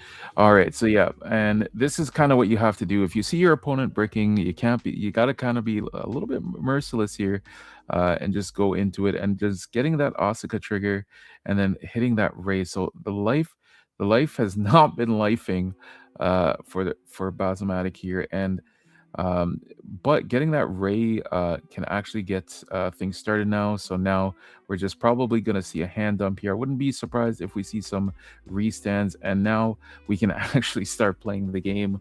But down to 3 life, so you actually have to play this very, very carefully, um, because like there's so many things on board now. You're kind of looking down the barrel of games. So here, see a double AP restand turn. No surprise here. Probably had the nuts draw. Just unfortunate not seeing another zero early out. So the question is, do you play the 4-2 Asuka here? Just dump it on the board. Yeah. And look, yep, looks like that's what's going to happen. So ends up going to pop the Ray. So if he pops the Ray here, he would get a draw card. Yes, that is the combo. But yes, Heavy D has a lot on his board, and now that we can see his board a little more clearly, he has a Toga, he has a 4-2 Chihiro, he has a 0 cost unit there, and a 1 cost unit as well, right? So it's pretty strong kind of like board setup from Heavy D set. So yes, the 0 cost is Hakuri Sazanami essentially. And as soon as I spoke that, the it went blurry, but uh, it's good we got to see what it is. But he's also has 3 energy in the back. He plays the Mari up front. Okay, okay. Yeah, so it just has to get bodies onto the board now, because the problem here, especially off of that brick, is um, if on the side of Heavy D here, if he's just able to clear out any of these bodies here, he can just basically just go in and swing for game potentially, because looking down the barrel of 3 swings there, so you have to try to get as many bodies as possible. So hopefully here the last 2 triggers on the side of Bazo is a little bit more kind, but here at least we can get a swing in. Hopefully not hitting any specials here. Um, and first life check is going to be a non-trigger. So Non-trigger. so Yes. that's what we kind of needed there to get back into the game. So not a bad comeback turn, but like I said, if Heavy D has any form of removal, maybe if he can go into the Cheer Hero raid there as well, um, it might be looking pretty rough on the side of Bazo. Yes. This the yellow Eva deck does shine a lot. Because just it can swing more than 4 times. It has nullify impacts. But yes, unfortunate. But Heavy D starting off the turn, he plays the Chihiro in the back to basically, and that is, if I'm not mistaken, the winner from the store tournament, which is a 1 energy, draw 1, trash 1, 2500 BP. He plays that. He does raid the Sazanami up front. Yes. So sorry, folks. I haven't read the manga. I know what the cards do based on what they look like. So excuse me if I get some of their names wrong. And a Chihiro raid on top too. Mm. Wow. There's an explosive turn, T-Mac. You were saying, right? Like how much Heavy D can put out, but he literally dished out a lot. He does use the Chihiro effect to delete the Mario off the board. And now we have 4 swings to his three life and 1 blocker. So we do see him essentially removing the Asuka as well. So it's looking really tough. Yeah, you just have to hope for lives here, and I believe that is the Misato that does allow you to free play a get trigger if you do hit one. Yes. Um, but like, yeah, it's kind of tough here. You're just hoping for a final here at this point, and nope, it's Unfortunate. going to, yeah, very rough start there, and you hate to see that. That is how the game goes sometimes. Um, on the side of Bazo there. Like those early turns are very, especially when you're going against like a deck like Red Kagurabachi or any red deck in general. If you miss those early turns, not seeing your zero drops and not seeing the energy, you will get punished. And especially when your opponent decides to do the quad push and just say, "Hey, I have four swings to your no bodies." You're just gonna get super ran over there. Very, very unfortunate there. Yeah, I know. We're gonna quickly move over to another game, another table to kind of see how it goes. This is an interesting matchup too. So, just to not take away the game from our viewers, I can set it up while we're playing, but we'll just move over to our next table here. Just that the table up here should be fine. And yeah, there you go. I'm just gonna rotate it a little. Perfect. And Div, on the side of you, this is one of our mutual friends who Yes. is going to be on the table here for sure. And that is our homie Lofi. And no surprise what he is playing um, in the purple spear deck. And here you see the purple spear shenanigans, just basically doing what it does. We've seen it twice today, because it's arguably one of the better decks in the format. And here we see the raid coming out on the side of the Kagurabachi player. Yeah, James Uh, B. James B, who also has done a lot of stuff around the regional space and the competitive space. So two very well-known competitive players here battling it out against each other. So this definitely would have been a really cool matchup to see from the start. But here we are. We do see a lot of.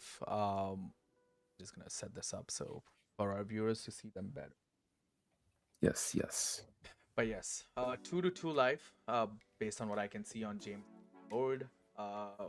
You see the Sazanami raid and the Chihiro raid up front, but Lofi does have the 5 cost spear and the nullify impact, right? So it's still anyone's game at this point, right? And we're only round 3, and we've shown 5 games now. I think we're doing good on showcasing the Union Arena games today.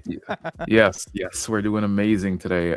And it's just like that's the thing, right? Especially when new sets come out, it's always adapting and learning. So people have been playtesting for a while, so you know. And that's a special to remove the spear out, but and then throws a body in the front just to get that block. We do see the first swing here. I think Lofi is probably going to opt to take it here. Mhm, Uh, mhm. he does take it. Oh, another spear. He is going to raid that for sure. Yes, Yeah, and yeah, spit out a body. I think he needs to draw a card. I'm just gonna. yeah. Oh, there it is. Yep. Okay, there he Yes, is. yes. Yes, getting that draw card. And man, Sphere is what a powerhouse of a raid. No matter Yes. on offense or defense, you get to put out a body and it's just basically saying, "Hey, I'm an extra block now." Yep. Uh crazy, crazy work, honestly. Yes. Uh, for next round, for anyone in chat who's wondering about the games, we did have Red Chihiro versus Yellow Eva, a little bit different from Spear, but because we're just jumping onto another desk, it's kind of hard for us sometimes to choose. But we'll take your opinion into feedback, and we'll try to get different decks for round 4. But yes, we see the swing coming in, the first impact swing in an active trigger. Okay, I don't think that saves him right now.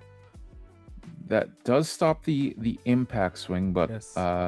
so just gonna draw out that block here, and then that's still looking down the barrel of 2 swings. Oh, And yeah, GG's there on the side yes. of Lofi. So Lofi ends up taking that one there. Yep. More spear shenanigans. I know. Yeah, I'm gonna spear. put it on us. Talk a little bit to the folks here online about the games. Yes, I'm gonna try to find the game that is not Spear. yes. Yeah, a lot of people are on spear today. Because like with these events, you always want to be getting the best deck in the room at any given time. And what can we say about spear that we haven't said about spear already? super strong deck, man. It puts out so much pressure, so much bodies. Defensively, offensively, it's super good. One deck that we've kind of seen fall off the side of the earth a little bit is Red Kenshin. Not as many people are playing Red Kenshin. Uh, Green Gonan Friends is king. Trust me, bro. If we could see Gonan Friends on stream in an actual event, that would make my heart go burr. So there is Um, a blue bomber on table 2, by the way. Table ooh, 3, Blue table Bomber. 3, table 3. But they're Yeah. about to finish their game, so I didn't wanna oh, okay. I think this is a game we want to watch. Okay. Um I cannot believe this is a game on table 3 right now, but I'm gonna switch it for our viewers and break the suspense. Mhm. Hopefully it transitions well. I'm just Yes, we have red JJK uh versus a Hajime Makoto combo deck for some reason. But damn, that is something I did not expect to see today. Wow. Yeah, that is definitely an interesting matchup, man. Oh, this Makoto deck. This one's a kind of a near and dear to my heart. I love Makoto. Makoto is such a cool archetype that not a lot of people got to explore during that because everybody was just so hyped up on the Red Kenshin. Honestly, Yep. I'm just gonna change names quickly so that we can kind of this, and then this is Kenshin. Uh, s- the- I don't know if his deck is Hajime with Makoto sprinkled Makoto, right? Makoto sprinkled in, or is Makoto. it? Yep. Yeah, or Yes. if it's just like actually pure. If it's pure Yes. 10 swords, my heart is there. If it's a little bit of a hybrid, I'm still there. I'm still there because I just like Makoto in general. Makoto is such a cool character. Um, but no, red sorcerers. Now I want to see the cook with this because this is a deck no one thought of. No one even talks about it because it's not even a thing. But I want to see the cook here. I want to see if it's possible. I will be honest with you, Div. I could not tell you what some of these cards do because I have not even looked at them, right? That's But okay. That's okay. So the whole thing about this red deck is basically Nobara has certain effects to basically the whole deck revolves around bumping each other as well as essentially activating each other's effects to make those effects more powerful, whether that be removal, whether giving UG more attacks than usual. It has the Mekamaru card, which basically I forget. This was a while ago, but you know what? Just for our viewers, I'm gonna open up his deck list and we're gonna go through this because I really need to know what some of these cards do.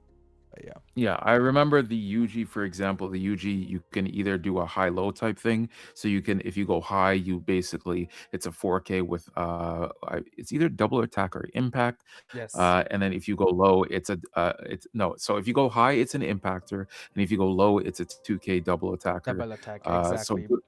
Yeah, yeah. So it's But good for the the early game and the late game. Yeah, and the special bumps it up to a 4K or something like that. Or the Mekamaru card, the event card bumps it up. That's what I remember. I'm just gonna Yes. open up his deck so we can kind of like go through this.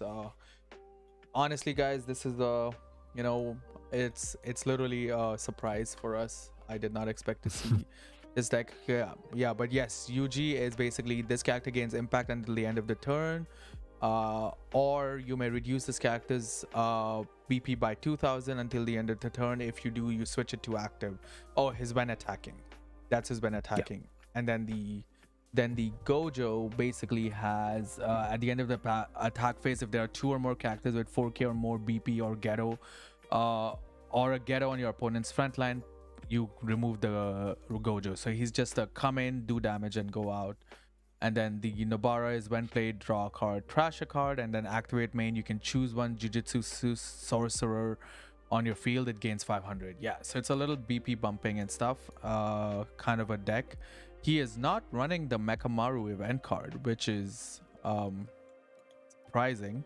And the special is obviously Black Flash, which is if UG is on the field, it becomes a 4-1. You can choose one character with 5k BP on your opponent's front line and sideline it. If there are two or more characters with 4000 BP on your opponent's front line, choose one affinity card with 4k or more BP, it gains 2000. So Black Flash also bumps up your UG to make it a 4k double attacker. Yeah, yeah. So it seems there. The game is Funny. done. Yep, and we did get our red JJK there, Well, getting the dub there, which is really odd to say the least, because this is definitely not a deck we had on our radar at all. But yeah, no, undefeated as of right now, so that's pretty solid, honestly. we do have around 15 minutes into the round. I think we should quickly take a break. I'm going to look at what all the decks are undefeated, kind of try to get some other uh, deck varieties on board because, towards the end of the tournament, we're obviously going to have, the fan favorites and the overplayed, like cards like Spear, Kenshin, Red Chihiro, right? So we want to see something else. So we're going to take a quick break. We will be right back. The timer is still going. You guys can kind of see the round timer while we take a break. Bye.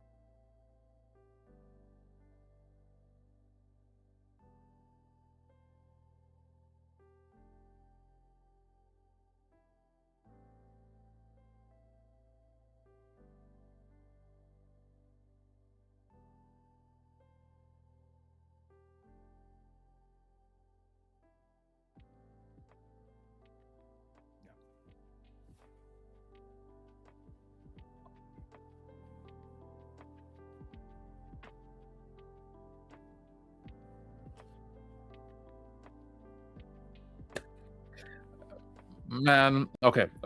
So first of all, let's start off with the one we know, right? Is the first one is going to be the former boogeyman of the format in Red Kenshin. So we talked about last round how Red Kenshin was dominating, and then Spear came around, and everyone was like, "Yo, Spear." But we have the guy who is basically going against the wall and saying, "Hey, Red JJK is going to do it today." So we have Mur on Red JJK. So the reason why we wanted to do this one specifically is because we want to see this Red JJK in action. Because we're talking about it while we were taking a little break there, and we're like, wait, what is Red JJK doing? That other decks aren't doing, right? Why is it currently undefeated? So we had to see it in action, and we haven't seen a Red Kenshin today. So you guys at home who've played the game competitively, um, time and time again, you've seen Ren Kenshin. You know what it does. We don't have to yap too much about it. It's a very aggressive deck. This is a very aggro matchup. Both decks are going to be looking to get bodies out on board, hitting life total as fast and hard as possible, and just basically putting the foot on the gas pedal. So I want to see this Red JJK in action because maybe it's maybe it's on us where we're not seeing the pilot skill on it, because naturally some decks really just come down to having a good pilot. But I really want to see this in action, see the lines, and see why this deck is currently undefeated going into round number 4.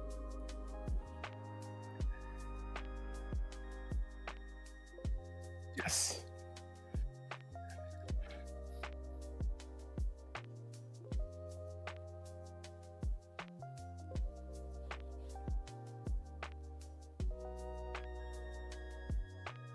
Yeah. This game is gonna be hard, and it's gonna be fast. It's gonna be coming at us, providing no bricks, right?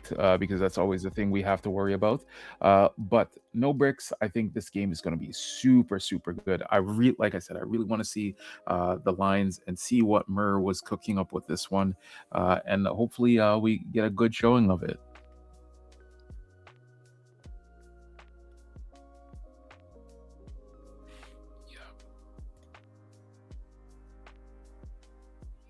All right, so they're doing their pre-game setup and everything. I'm always an underdog, man. I would love to see. I want to see Red JJK go the distance because no one was expecting that. We didn't even have it on our radar. That's how shocked we were. That's how shocked. So I really want Red JJK to go the distance, and go toe to toe with. I want to see it against Spear. I think it should have a good Spear matchup just because it's red in nature and it's aggressive. Um, but yeah, I'm all aboard the underdog train. Let's see it. What about yourself?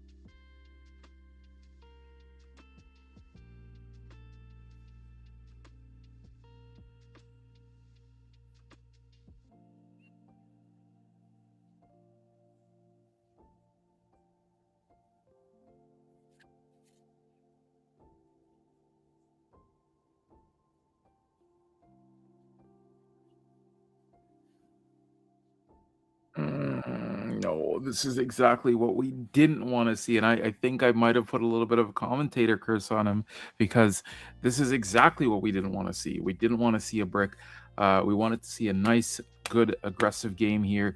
But we're going to be praying to the base gods that we can actually see a zero. So this first, with the zero cost Kenshin going in for that first swing. And that looked like a get trigger. So going into. Yeah.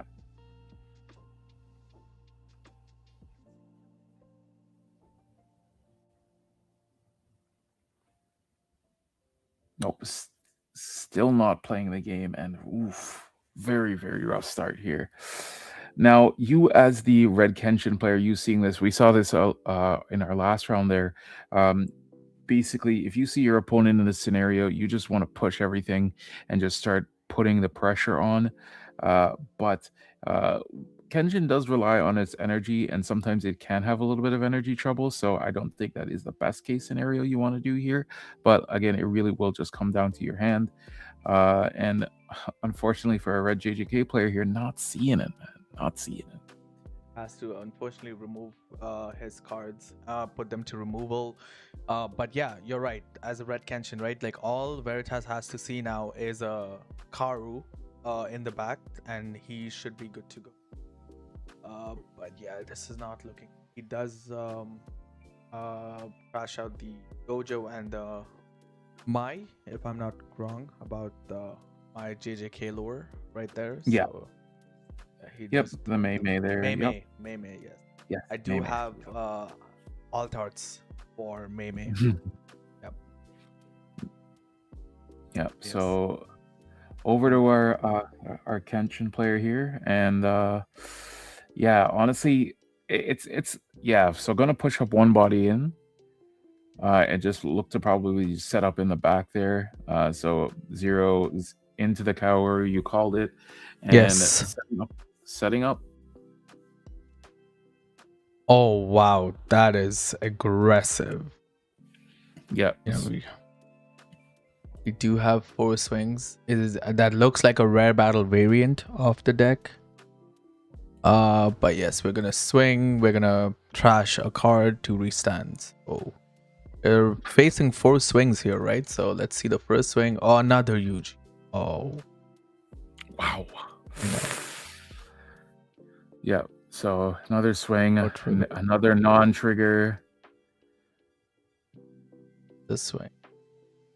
Active trigger. Oh, sorry, color trigger. There you go. Okay, some saving Okay. grace there. Some saving grace. All right. So now we just need to see. I think we just need to see our zero. Honestly, it's literally just seeing a zero here. Maybe we can play the game. Gonna AP draw again. And this looks like it's going down to discard again. Yeah, it is going down to discard again. Oh man, this is brutal. Very, very brutal here. Unfortunately for Mur here, still, you know, like being undefeated, round 4, pretty Round strong. 4. Yeah, pretty Yep. strong. So yeah, this is the one downside from time to time that can happen is you just don't see it. You like the deck just says no. It was working the first 3 rounds and it's just like no. But yeah, no, nothing really here. I don't think there is any line here unless it's like double special into like double final on some heroic pro tag privilege stuff. We're cheering for our homie here. We hope he can get back. But yeah, it does look pretty rough on the side of Mur here for sure. Yeah. And Mur's list is running 12 zeros and 4 ones, so it's just unfortunately not seeing the cards, right? We are gonna play the oh my god, we're just going at it. Yeah, this is just Kenshin saying, "Hey man, you don't got it, man. It's know. okay." And this life has been even more brutal. Oh, non-trigger after non-trigger. Oh my god. Oh my days. At least give us a final. Nothing. Oh, that's what we don't like to see. We're gonna quickly go back to us for a second while we find another table, but that would have been a very fun game to watch. Yeah. Very fun game to watch. But unfortunately, and then the worst part about it, you want to know the next card he drew into? A yes. 0 cost. Oh my days. The deck just said, nah, bro. Oh my Just god. straight up no. But it's okay. It's okay. That sometimes we have those games as as UA, man. But like still undefeated, so he can still he still can win out. If he wins out, he can still place pretty high. These are kind of the rounds you kind of want to lose, honestly, like these mid rounds. You don't want to be losing like round 6-ish, because then you have to worry about tiebreakers and stuff like that. So yeah, unfortunate there, but while Div finds us another game, We did get like even looking at the Kenshin board state there, like that's just classic Kenshin. Kenshin is also a deck that really like any deck can brick on any given day, but like Kenshin is one of those decks that will punish bricks. Um, you saw there basically just going into that 4 cost Kenshin raid and saying, "Hey, I have double attack swings," and then I on top of it all, like I have the starter deck Kenshin with the pushback and everything. So it's just like, just super rough there. So while does some scouting out, guys, talk to me. Like, what I want to hear you guys' thoughts and opinions. On decks that you think are going to be the boogeyman in the next couple of sets. Just because, like, obviously we have Japan and stuff like that with the meta that they have over there, and some of those decks coming over to here now. I hope Tokyo Ghoul is one of them. I'm not the biggest fan of Tokyo Ghoul, but I hope it's one of those IPs that actually brings something in that actually shakes up the meta. Because honestly, I don't want it to be where we get to a point where it's just spear dominating for the rest of what's it called, the rest of the year. Because if it's just a year of spear, it's going to be super sad, and I'm not going to be happy about that. We've switched over to another game here for it's Red Kenshin versus Red Chihiro Okay. for now. Yes. Both of these players are still undefeated from my knowledge, so we're gonna just play this out for you folks. I'm just gonna get the names quickly. He's at gonna adjust the life 4 life and at let me just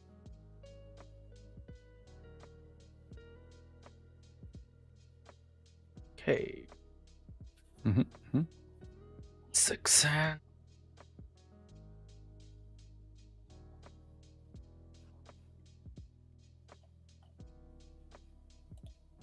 okay, gonna get them quickly. Easy Kill playing Kenshin, Easy playing Kenshin, and Sonic playing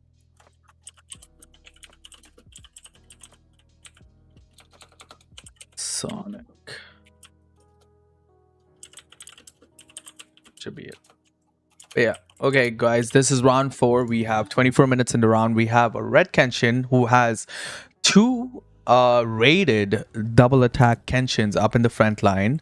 Essentially uses an APV stand now to basically set up the board. But on Sonic side, we do have a full front line with the Chihiro raid and the Toga there, right? So it's a pretty strong board from Chihiro's side as well.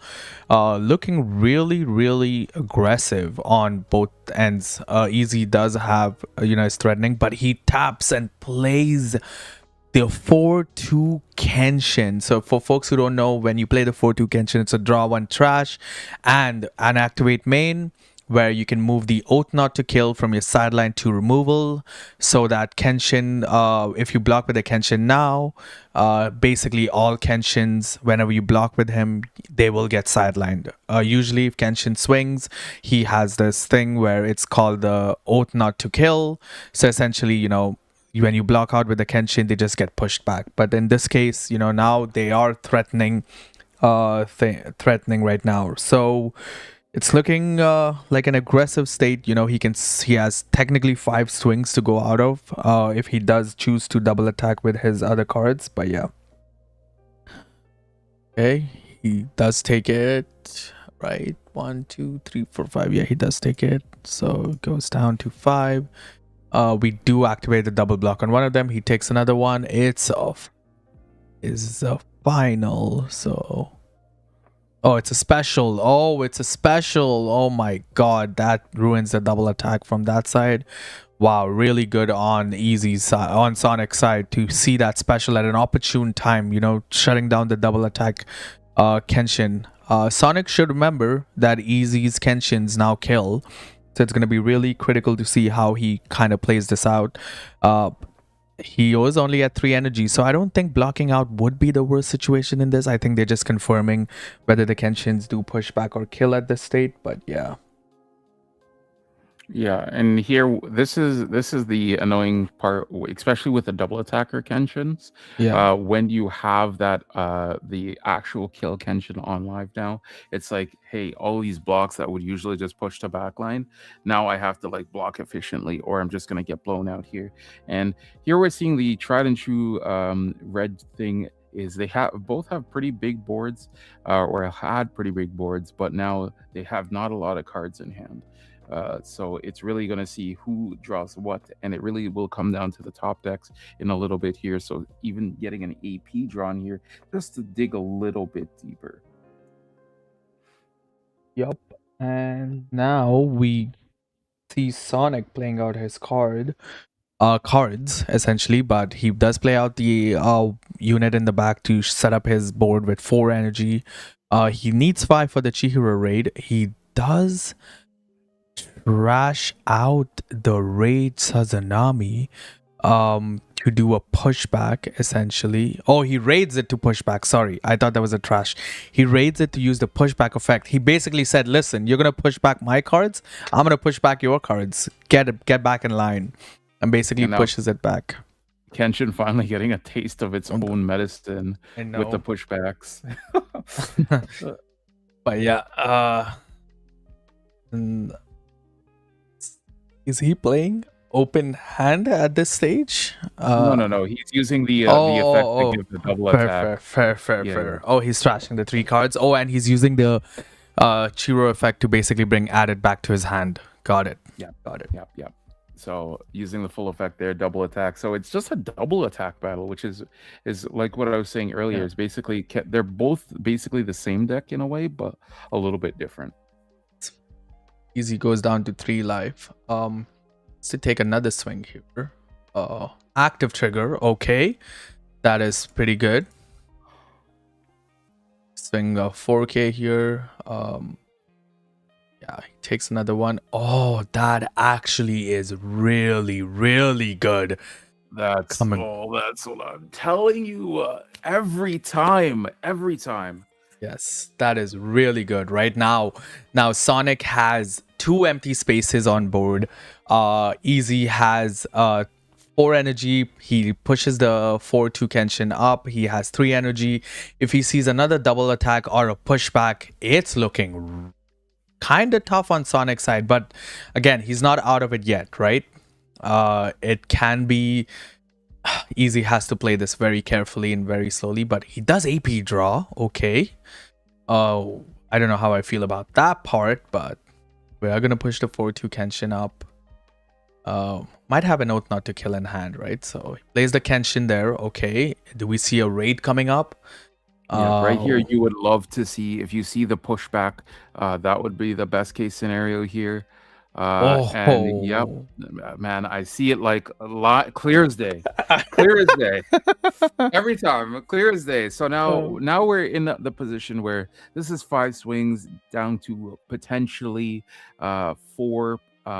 So you actually just have to see perfect here. So Yes. ideally you're seeing a special here, maybe to get this double attacker off of the board. And yeah, this is Easy's game to lose right now. Yes. I would activate main on the 4-2 Kenshin if I were him, but he chooses not to, but he goes impact first. Let's see what the first life is. It is a color trigger, no effect, because it's only sideline at 2500 or less. So no effect. And swings really matter. So for anyone who wants to get into competitive Union Arena, sequencing is the mastery of the art in Union Arena. You know, when you swing with, who you block with, who you activate the double attack effects with matters a lot, right? So you got to be really critical, and that's what makes a great player and an amazing player, right? So he takes another one. Active trigger. Okay. We still have some swings here. We still have 3 swings. Swing the impact. Okay. Block. Okay. We have two swings to 2 life here, right? Yes. Okay. We're gonna bank on this life being active trigger or a special. Oh my god. Second to life active. Oh my god. Every time. Oh It's a my god. classic. It's a classic. Wow. Oh, Oh, now it's fortunately there's no nullify impact on Easy's frontline, so this Chihiro can activate his double attack kind of thing and do the magic. Uh there is no impactor on Chihiro's side either, so we're gonna see how this works out. But yeah, removal here would be, ooh, yeah, I don't know how it's gonna work. It's still anyone's game at this point. yep, very much so. And Ooh, we're milling. We're trying to search for it. Oh, we trash it to draw a card. You know, the that combo. And the last one. Oh, we push back. Oh. that's the gap in the board. Oh, the gap he saw the opening and he took it. He's gonna trash his 3 cards to give it double attack. Right? So this is basically saying that, you know, I'm gonna make sure I have lethal here. So he's gonna swing 4K and basically restand. Honestly, I would at take this it. point, I would just take it just to see if it's a Final. final. Yep. And hope for the best because I wouldn't want to lose my whole board here. But yeah, it seems like Chihiro has this one in the bag. It would be comedic. Nah, it's a Kaioru. No. So yeah, Chi-Chi's the second to last life active trigger No. coming in clutch. There'll be a lot of fans here who would be very happy to see Kenshin lose here. Unfortunately for Easy, he hit the active into an active trigger, which, you know, helps Sonic win the game there. But man, that was actually a really fun game to watch. Very fun Yes. game to watch. I'm going to switch over to us and our beautiful faces. But yeah, if you folks are joining us, we just finished round 4. We're trying our best to show 2 games each round. And we're, I think, kind of succeeding in it. Uh, assisted by a few slow plays, a few fast plays, a few bricks here and there. But yeah, we're trying to do our best here. Anyone in the chat have any questions for us? Have any comments? Please feel free. We'll try to answer them as quickly as possible. We will be going into round 5 shortly. Our timer is at 14 minutes at the moment. So we still have a thing. Maybe we can get another game in. How about that, team? Yeah, let's go for it. Let's see if we can find another game. Do we have any spicy games going on? Let's see what we got here. So I know he's on that.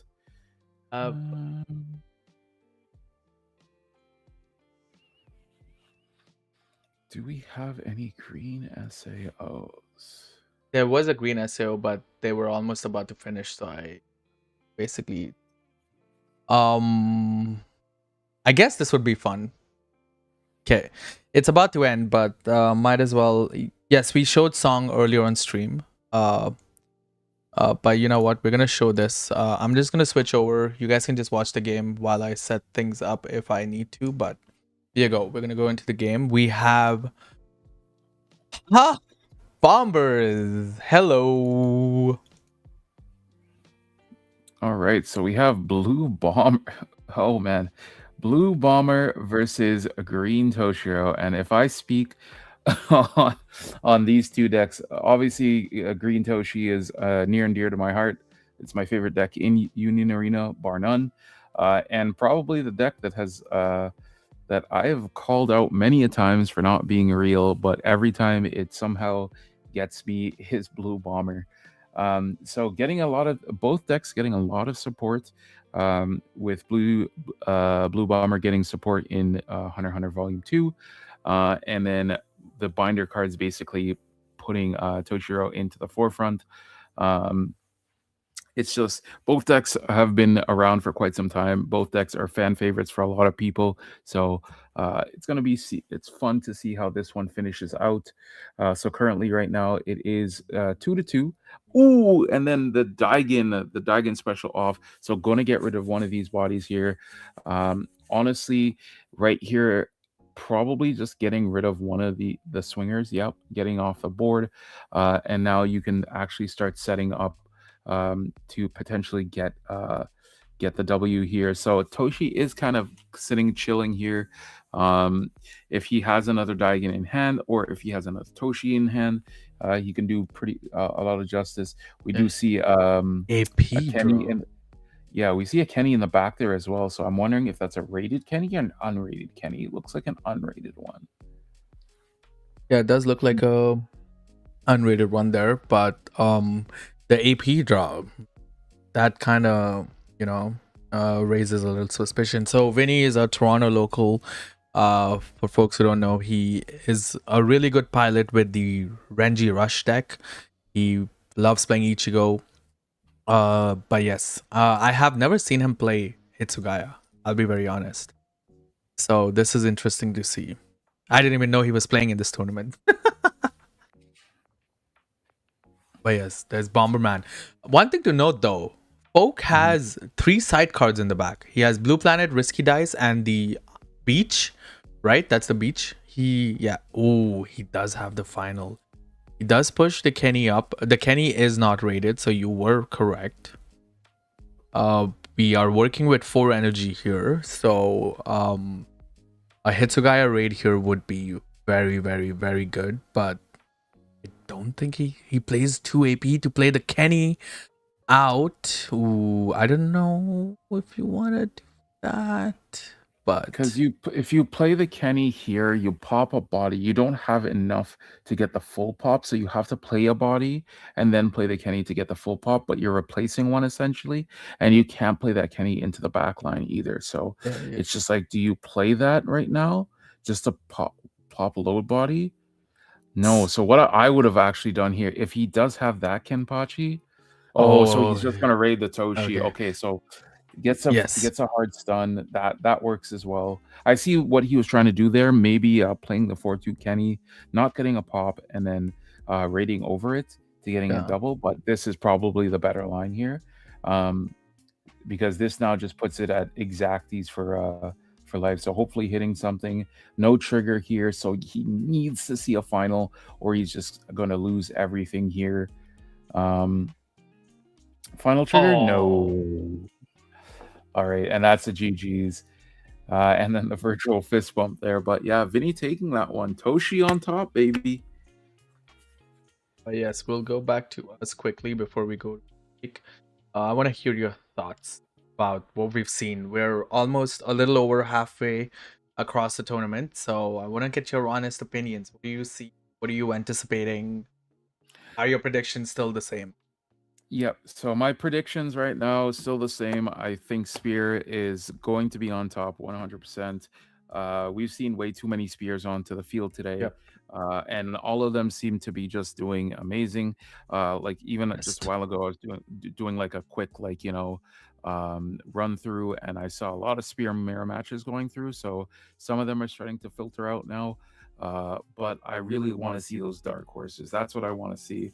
Unfortunately, the Toshi fans we're not up right now. Our Toshi heroes ends up falling back. I think one's X1, one's X2. But I want to see more, a little bit more variety. Hopefully, it's not just Spear, Red Kenshin. So hopefully we can see a little bit more diversity going into the later rounds. What about yourself, Div? Yes. What are your thoughts? For me, we have seen a really strong showing from Chihiro taking down the boogeyman, Kenshin. So at least I'm right on that one. I'm doing better than my predictions at the Card Fest. So at least there I'm winning. The Yellow Eva unfortunately had a little bit of an unfortunate start, so couldn't show that well. But these are the 2 things I am definitely going to be rooting for. Eventually, as we get closer to the end, I've also prepared a top 4 kind of slide for us to see when we get to that point. But yes, so it's looking really cool, and just for everyone to showcase, these are the upcoming sets. We talked about them earlier. We have a lot of Union Arena this year, right? Like 2026 is looking stacked. We have Solo, Tokyo Ghoul, Sakamoto Days, Slime, 100 Girlfriends who really, really, really, really, really, really love you, Inuyasha, and then moving forward we have ReZero, which a lot of fans are waiting for. We have Gurren Lagann coming soon, and Uma Musume that is going to be coming soon and was recently announced as a surprise announcement, right? And Yeah. this doesn't, and I don't know if you folks noticed, but we haven't talked about the volume 2 stuff that might be coming out in between, right? We Yep. announced the Nikkei special booster box. We announced The Attack on the Attack on Titan. Titan Volume 2, right? So, and the best places to play these and lab out with a lot of your other players and competitive compatriots is at the regionals, right? So we have three regionals this year. We have Booster Box hosting one in Virginia in about a little over a month. We have Carta Magica, so the basically the event organizers of this online tournament doing a regional on May 9th in T-Mac's own backyard, which is in Yeah. Montreal. And Yep. we have Top Cut events doing one in Illinois on May 30th, right? So it's going to be really cool to see that. Booster Box will probably see a lot of solo leveling being played. Carta, we're probably going to see Tokyo Ghoul make an appearance. And then Top Cut, we're also going to see Tokyo Ghoul make an impact there, right? So it's looking pretty strong. More regionals are going to be announced. In the surveys, let Bandai and Akari and Union Arena team know how much you're enjoying these, how comfortable it is to play these from the comfort of your home. I'm very well dressed up top, right? So but I'm very comfy sitting here and casting, right? So it's a Hmm. really really nice way to bring more games to our players. And yeah, bring the community as a whole, right? And the UA community is really special. They're really nice, really lovely. It's always fun to have these games. But yes, T Mac, sorry, I yapped a lot there. No worries. I'm a yapper too, so I know how it Yeah, yeah. is, man. So, but yeah, we have. It's going to be a great year for Union Arena. There's going to be plenty of IPs for every different type of fan. You got the cutesy stuff, you got the more shonen stuff, and you have the stuff that I love, the sci-fi, the thriller, that type of stuff. So, it's a great time to be a Union Arena player. So, we are going to take a little break here. Then we're going to get into the fifth round of this potentially 7 to 8 round tournament. And hopefully we can see some shakes up, and it's not just the Spear Fest. So we're going to be right back. We'll see you in a little bit. Get some water, and we'll be right back.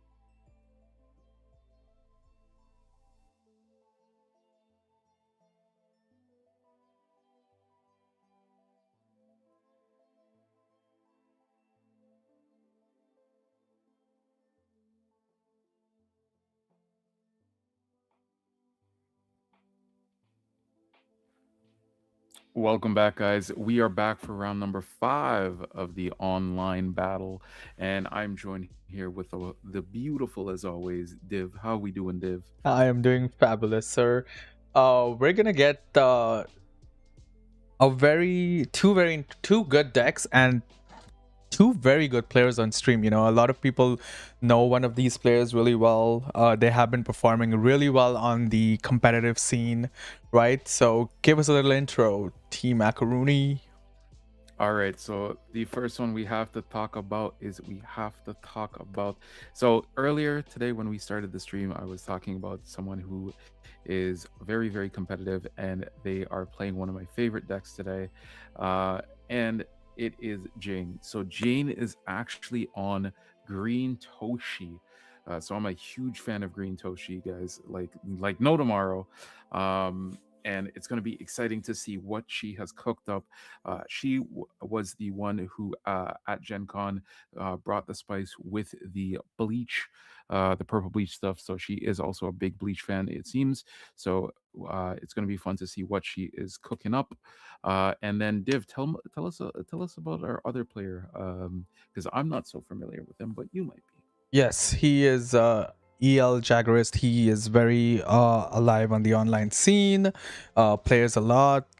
So these are going to be two fun decks. I know what Jane is playing, but I don't know what Jaggerist is playing, but we'll know that in a bit. But yeah, I'm just going to let them know that they're good to start. We're going to transition over. 35 minutes on the clock. I'm just going to let them know to start. You guys are good to start, by the way. Okay. Yes. I'm just gonna adjust their life. Dated. Yeah, there you go. Start the timer. We should be good. I will change El Jaggeris' deck as soon as I see the first card drop, which is usually how it works. But all right, and Div, if we're a little bit of a gambling person, yeah, what betting man. deck? A betting man. What do you think Jagras is on today? I see solo leveling, so I'm gonna say solo. Oh man, I think it's either an Eva deck, or it might actually be a deck we haven't seen yet, right? So he's gonna turn it around. Do we have some caster vision? No, he's doing very well with the bleed, so pretty good. He's a pro at this. He knows. Yes. He doesn't want to show us. He doesn't want to show us. You know, in the last online regional, I was talking to Hayden, or Eggman, as you may. And he did mention one thing. He's like, sometimes a player's camera quality on online can directly dictate to how good of a player they are. Yeah, we do see Jane starting off with the Hitsugaya, 0 cost. And we do see a green Xenon. Let's go. Let's go. So the GGO, you guys have been calling for it. So we got a GGO here. It's green v green. And man, both volume 2 is like basically boosting both decks up. And Div, you know about this deck a little bit. I know. Yes. It is a deck I'm going to run in the rare battles. It is a deck, if I was playing in last chance qualifiers for Vegas, I would have played. For sure. Very strong deck. Has become way more aggressive now because of the 6 cost Xenon new raid rare card, as well as the new Kirito that reduces the cost of your 6 cost raids by 1 if it's on the front line, right? So you can raid your Xenons for 5 or your Kiritos for 6. If you have 2 of those, you can raid them for 4 and 5 respectively, right? So pretty cool. But we see Jane with an aggressive start here. She is doing her scribing up top to see what to put, what not to put. Basically leaves it at the top, and then we're gonna go for a 1500 swing for our first ever swing of this game. All right. We do see a final. Okay, a final. All right, so knowing that's information for you. Oh right yes, there. You can only discount to 5. Yes, apologies. You can discount to only 5. Up. Yes. So good information there off that first swing, knowing that one final is now potentially gone out of this game. So you can now sequence your lines a little bit better to kind of traverse that. So yeah, and honestly, like both players just kind of like taking it easy, nothing too like hot right now. But once we get into that mid game, that's where it's gonna be because that 6 cost Xenon raid, very very strong, and both of them are very very strong. So yeah, being able to get access to that snipe and all of that, being able to snipe things off of the board, especially Toshi now is a deck that likes to play to the board more. So yeah, And we do see Jane running the binder cards, which honestly was a great addition by Union Arena to bring out. So she is gonna add that Kenny and trash the card for it and play the Kenny back, setting up her energy line, and swing 1500 for another attack. And it is the Kirito forecast. So we're gonna go back onto El Jagaris' side, and essentially, uh, now he's working with 1, 2, 3, 4, 5, 6 energy here. So this is the thing, right? Like, I think this is a very smart play from Jane for not raiding or going too aggressive, because she knows that El Jaguarist might do a Xenon raid this turn, and she doesn't want to lose her key cards, right? So Jane is like, you know what? If you want to swipe my 0 cost Toshiro up in the front, do it. I have another one in the back. I have a Kenny also providing threat in the back, right? So let's see, let's see what you got. Yep, and this is how you know Jane knows this deck very well in and out, and it's just that as a testament to her as a player. Like you said, she doesn't want to give GGO anything to be sniping on, right? Snipe my 0 cost, Yes. right? So That's fine. I can clap back even harder. yes, so this is this new scene on raid, which is essentially, you raid and you can play a 3 cost or less rested. He combos it off with the Kirito Searcher, which essentially look at the top 4, pick any other GGO character other than Kirito itself. So he does that. This is a very typical combo for this deck. He does trash a card to add that card into his hand. And this was all 1 AP, by the way. We do see the scene on raid come forward. The 6 cost race, what it also does is can give one of your other units either impact or can bump it by 1,000, right? So it's a really cool combo. Now you can get a snipe impact on the 6 cost Xenon raid from Volume 1. So really strong turn from El Jagaris' side, and I think he's planning to play another GGO to kind of search. And he is really good on 8 energy right now, right? Oh, and it finds another Xenon, telling Jane, being like, let's see what you can do, because I have another Xenon raid in hand for next turn, right? So really strong showing from El Jagaris here in his turn. Yeah, very, very. This is going to be a back and forth. This is going to be a game of attrition, and this is what we haven't seen for the past couple of rounds. Is that we wanted to see a battle, and this is going to be one of those battles because right now, Jagras has the setup for his next turn as well, and I'm assuming Jane has respected the fact that, yeah, I know you're going to do a big turn this turn, but I also can set up for a big turn on the clapback as well. Hey. For a second, I thought El Jagaris forgot to do the activate main for the 6 cost scene for the rare Volume 2 Xenon to give the Volume 1 Xenon impact, but no, that was just a point of clarity between the players right now. But yeah, that's what it is. So it's 5-5.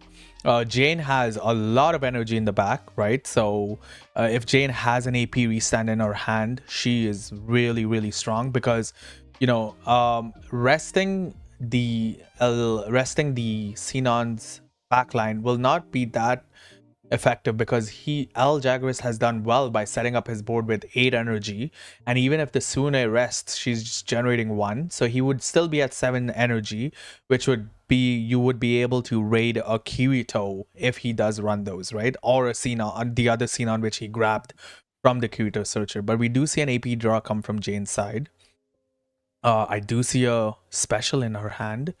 So she's there's a lot going on here in her. Be really smart about it. I think that is 7 cards in hand, so plenty of options here. I do Yes. see like a Bonkai being flashed there. Yes. So maybe if she does have the AP restand, which she does, she can put a couple of bodies to the board, maybe raid into that Toshi, if she has a Toshi raid in hand. So here, yep, you see the AP restand. No surprise. I think she wants to fill her board so she can really use the Toshi raid. Ooh, Okay, Raw okay, playing the Toshi. yes, and playing the Diagon and then double die. Ooh, double die Okay, again. Yeah. okay, okay. Swing 4K. Swing 3K. Sorry, it's just a Sune. I'm trying to figure out what the play with playing Toshi in the back was, because she could have double specialed and then raided the Hitsugaya in her backline. But again, this is Jane, right? So she must have Yeah. definitely been thinking something that we haven't So seen. I think the logic there is what she's trying to do is she's trying to establish boards safely, because obviously when you raid, right, you're getting rid of essentially two cards, right? Fair. But by playing the body into the back, it's like when we had the Runji format, right? Yes. Putting the body to the back, it's just a vanilla 4K, but that's still an additional swing on the follow up, right? So right now, what she's doing, she's respecting the fact that Eliagers can put bodies to the board. So next turn now, if she has another Toshi raid, that's still another body that will count towards the Toshi number, so she can stun back row as well. Yeah. Aljagres does push the Sune up, plays it. That is his fourth Kirito. That is his fourth Kirito searcher, because I saw him trash one. He does not pick anything there. Oh, could that be specials and finals or a Kirito raid because he can't pick them up? Ooh, plays the Xenon. This is the new Xenon, which is essentially look at the top card, place it at the top or bottom. I think he's gonna leave it at the top. And for the last raid, he is gonna Xenon raid here because he does have the energy there. He's gonna snipe that and then look at the top two and kind of scribe. Place one at the leave at the top or place one at the bottom. But yes, he's gonna just go through that. He's gonna give the Kirito a 1k boost there. With the Xenon's effect, he's gonna leave both of them at the top. He's gonna go with Swoon. Okay, okay. Oh, he see an active trigger, so now there. Then go into a special. Okay. Yeah. Who do you Oof. get rid of here? Definitely the Xenon, right? Yeah, I think you get rid of the Xenon raid here. I remind me on that Kirito. Does that Kirito naturally have impact, or can it gain impact? No, that's the No, no, other no. Kirito I'm That's the thinking other of. Kirito. Yeah. Yeah, Yeah. that's the other Kirito. Which he, I think now in Volume 2, not a lot of players run a lot of that Kirito, just because the reducing your energy cost Kirito is a much better viable option. Yeah. So here we see now where this Toshiro comes into play, because now if she had raided this, that would have been her energy line would have been compromised. But now she can actually still just play on 3 energy. And now here we're going to see the draw come out. And now she could, if she has another Toshiro, she could potentially play a body and then raid here, or she can still develop the board, right? Then raid. And then she would be in a much better position as well. I think she's gonna play one in the front and then raid the Toshiro in the back to get, because so she can activate full freeze effect of Toshiro. Yeah. So but on the side of Eliagris, he knows now that that's 3 specials gone on the side of Jane. So it's very unlikely that there is going to be the 4th one in life, or unless she has it in hand that she's maybe contemplating to play right now. But if she does do that and ends up getting another Toshi raid on, that is going to be 3 hits that are going to be going down. So here we're going to see another Toshiro just playing raw and is going to raid into the Toshiro. So 3 different arts of Toshi coming down here. And to say the least, I'm quite envious of all 3. So yeah, ends up going to stun the Sune, forcing to try to get a block here. So this is going to be a 4K swing. Just one off of the full I know. the full stun, but this is still going to be 2 potential swings here, and hitting draw card. just a draw card. Another just vanilla 4K swing here coming in, Ooh, Oof. nothing on there, and that's not what you want to see, and can just block out. But yes, this is the sign of just a good UA player, knowing the fact that you just need bodies on board instead of just raiding, because you technically lose out on a card when you raid. You just say, "Hey, I'm gonna play to the board," and Jane putting two vanillas onto the front line, kind of playing it like how Renji Rush played back in the day, when we're just putting these good generic 4Ks onto the board. Yeah, see, and I always am a believer of this, right? You should always raid when you think it swings the board in your favor, right? We clearly saw that there, right? She played the 4K bodies in the back, didn't raid them because she knew that the Xenon is just gonna snipe it, right? But she played the 4K bodies and she raided when it was so she could get 4 threatening swings up front, right? So that's a very smart play from Jane. Like, come on, this is Jane we're talking about, right? So it's a really smart play from her. Completely filled her front line, threatening 4 energy in the back. Also, a Kenny that can possibly be rated to get the, and since it's a 4 cost or more, can possibly get rated to have the double damage impact the turn it's played, right? So really strong showing from Jane. She has 3 cards, right? So those 3 cards can be obviously a Kenny raid, another Toshi raid, may possibly a final 2, but we are gonna see L here basically raid the Xenon there and basically play out 3 costs or less rested. He is at 4 energy, so he does play the double cost Xenon to go at 6 energy. Are we gonna see another Xenon raid here?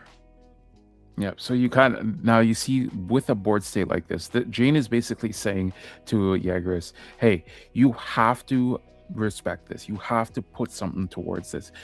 You're gonna have to compromise yourself a little bit here, because if you don't respond to this next turn, I'm just gonna dump my hand and say, hey, I'm just gonna go straight swinging." So here we see another Xenon raid coming down. A little bit of clairvoyance on your side, coming down, and now this is 3 swings. One of them, I believe, has snipe as well. And he So did activate the activate main of the volume 2 Xenon to give the snipe Xenon impact as well. So I wonder what he's gonna snipe here. He snipes the raid Tosho to take the first impact swing. Right? I think so. Oh, he's doing his effect. Yes, because that's when attacking. Love to see players playing it exactly how the game should be played, turn by turn, phase by phase, right? So really good. Gives the 1k BP boost to Kirito. Shout out L for using those counters because it helps us a lot. A lot. So Goes wait, no, let's go step by step, guys. I just said you guys were doing good. Okay, draw trigger. We're gonna swing 4k here. Yeah, this is a tough choice, right? I think Jane's gonna take 1 more here. Ooh, active trigger. Okay, that saves it. That does save her a body, so it was kind of a good thing for her. But now it's the reverse, right? L has a full front line, right? But no 5k bodies, right? So it's looking this thing. A freeze and a Kenny raid here would be really powerful, but let's see how it does. How Jane does. We need to see ideal line here. Like you said, we go into the Kenny raid, getting that impact, and then we have the stun. That would be 4 to 2 swings. It would be clean. It would be a clean cut, barring specials and stuff like that. So if she doesn't have it, however, if that's not the line, just playing another body and then getting a Toshi raid if she has it. I believe she's seen 3 so far. Yes. So there would be 1 more in the deck. Maybe a 4-2 Kenny here could also come down as well. So yep, 4-2 Kenny. This will be she does have enough, so this will get the full pop. So she will be able to pop any 4K or lower. So just gonna get rid of that scene on there. And this is gonna be 3 swings to 5 potentially stops here. So probably one of these will go through. And then it's just gonna block out here. No target, no energy. Yep. Here we're gonna see the Toshi swing. This is gonna draw a block, so this is going to be starved off, but not enough energy here. So the question is on L's side, does he have enough? Does he have enough remaining in the tank? Can he get up to that 6 energy mark to be able to go into another Xenon raid? Because we do know he has it. So worst case scenario here, he plays 2 1 energy bodies, and then he can go in. But one No to one, impact threat yet. yeah, 1 to 1. So here we're gonna look at the top card. Do we keep it on top? Putting it to the bottom? Oh, we're gonna leave it. Leaves it on top. Does he have a special perhaps? Maybe. Okay, so there's the Kirito barbecue. Ooh. This is looking pretty dicey now. We know the Xenon raid is there. Okay. And then And what is are it we the gonna finish up? special? Oh, the special only gives it snipe, right? Oh, he's using the photon sword. sword. That's crazy right Oh. there. Okay. Wow. Now, oof, that photon sword is crazy. Of all things to see right there, that's going to be a swing with impact. Going to use the effect. Ends up winning a battle, so that effect has to resolve, giving the plus 1k last life. Is it a Bonkai? Not a Bonkai. Unfortunate. Oh, very close game there. And Photon Sword ends up taking it there. Very well played by both players. Yes. And that's a classic game of UA right there. I know. That's the UA we know and love. Going down to the wire, just not enough juice there from Jane to get over the hurdle, and the Photon Sword ends up coming and stealing the game there. My days, what a game! We're gonna switch back to us real quick while I go look for other games, but wow. That was a really good showing from 2 really great players who've been labbing it out, playing this game out for a while, right? So pretty good game, very fun to watch. Unfortunately, the Green Xenon kind of showed up there, seeing all their raids and everything. So pretty cool game. But yeah, we're like, I'm gonna go look around. Actually, you know what? We're gonna just jump straight into the next game. T-Mac, you can talk while I set this up. Yeah, for sure. So yeah, no, that was classic UA right there. That's the type of that was the type of gameplay I love to see from UA when it is a back and forth. We're not just one-sided, and we saw the strength on both players respecting each other in there, and it was just a very, very strong gameplay there. And that's what we kind of expect from high-level events. We see the best of the best of the best. So I was really exciting, and man, Jane piloted the Toshi beautifully. So. While Div gets this next game set up here. Yep, I have it on screen. We have Red Eva versus Yellow Reno Shinomiya. Yes. 2 decks that I have play tested with, and I can see the grimy stuff that they can do. Div, are you familiar with the Red Eva at Yes, that is the deck I play a lot of. I'm very familiar with it. It's all about, solitaire with your Ray. That's how the deck works, essentially. And then you have the big body, big Shinji 7 cost that can basically swing multiple times at the same time. So that's what the whole deck revolves around, essentially. But I'm just gonna set this up. Laura is playing Shinomiya, Laura and Masses. Okay. Yes. So this we did see the Mina earlier for Yellow Kaiju, but this Kikuru and Reno is a little bit different in the fact of it doesn't really rely on the Mina unless you're doing the triple raid variant. If you're just doing the double raid variant, it's really just an aggressive game plan. It revolves all around the 3 energy mark. So once you hit 3 energy, you are just using the Reno to basically put bodies onto the board, usually being the Kikuru, who can give you an AP reset restand. All of the cards that it plays is basically cards that say, hey, if you play me via an effect, you get to do something in addition as well. And then Reno, we saw how strong Reno is, basically being able to say, hey, when you raid, you get to play any 3 costs for free. And then the Shinomiya that also gets buffed up based on how many 3 cost units that you have on the front line as well. So in certain scenarios, you can get up to 5k pretty easily. And it just has like a different, it also has that one card that says when you play it, you get to reveal the top 4, I believe. You get to Yes. play a 3 cost body or raid with it as well, so you're always just churning out bodies. So your board is usually super wide, and because you're in yellow, you also have access to the pretty disgusting yellow color trigger of being able to freeze something. So it's basically an aggro deck versus a slower, more setup late game deck. So we do see him raid the big Shinji there, and now he can take the 4 rays, which is the 0 cost, the 1 cost, and the 0 cost, 1 cost, 2 cost, and the 3 cost, and tuck it under. And then the way it works is if you have 4 cards when attacking, it cannot be specialed. Then at the end of the attack, you remove 2 cards, add it to your hand, restand, swing again, and then finally do that again. So that's what the whole deck revolves. And when on its final attack, if it has 0 cards underneath it, it has impact 3. So he is gonna go for the first swing.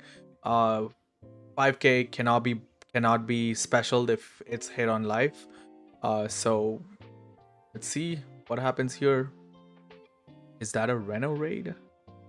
Oh, that is pretty good. You do have the energy for it, so you would be pretty cool. Yep. So the Reno raid here, like I said, able to put a body out on raid. So a lot of the cards will say, hey, if you play it off of an effect, you restand an AP. If you play me off an effect, you get to draw a card. Things like that. So yeah, what a cool combo here would have been if they raid the Reno here and play a Bako in the back for free, push another blocker up. That would be really epic. Yes. So we'll definitely have to see here what the decision line is. So that, yep, gonna end up raiding the Reno. And what is the line here? What are we gonna play out off of this Reno? I mean, that Reno raid also gives her an extra blocker, right? Pretty good. It does come in resting. The card you played with Reno, by the way, comes in resting. Just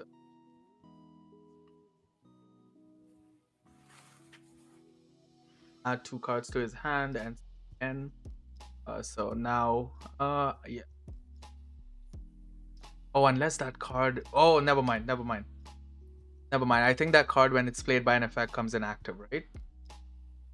You're good. Sorry. You're good. Sorry, Laura. I think it comes inactive and played by an effect. Apologies. Yes.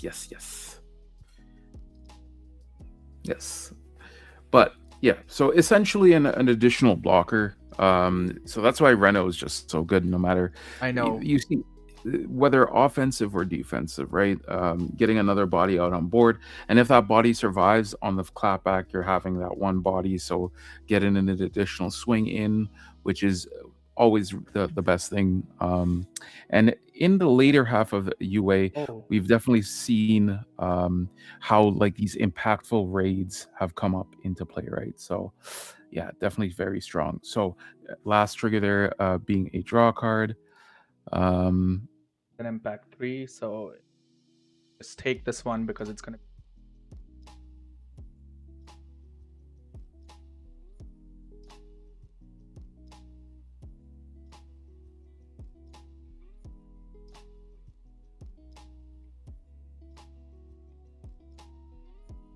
And it is nothing. Okay, now you have Laura threatening 3 attacks to 1 on his board with 2 life, right? So that is pretty strong. It is a 5k Shinji, so, but I think Laura knows the line here because kind of like go at it. She does tap 1 AP. He is at 2 energy. Shinomiya raid here would be pretty good. Does play the 0 cost Shinomiya. He has Mhm. 2 AP to play with. But yeah. Um I love both of these decks. These two decks are what I carry around with me when I go to locals right now. So Mhm. these are Mhm. the variants of the Shinomiya Reno deck, but yes. Yeah, I unfortunately have not gotten my hands on the Shinomias just because a lot of the guys here are locals. Um, Hey, I have a few extra if you want. yeah, if you want to send me a couple of extras, yeah, I've been meaning Yeah, to play the deck. I have two of the color trigger and two of the raids because I altered them in my deck, so I have extras. I don't mind sending it out. Just help the community always. Always, it's all about the community. That's the one thing I love about UA. It's Yes. always about the community. The community is very strong and solid. Um, so it's always a great time. Oh, we are gonna use special. Okay, because we have the Shinomi on board. Very good. Okay, and then the last one is another Renovate here would seal the deal. Actually, I think the deal might be sealed already, but let's see what Laura has for us. There's the Reno in the back. Okay, to draw one trash.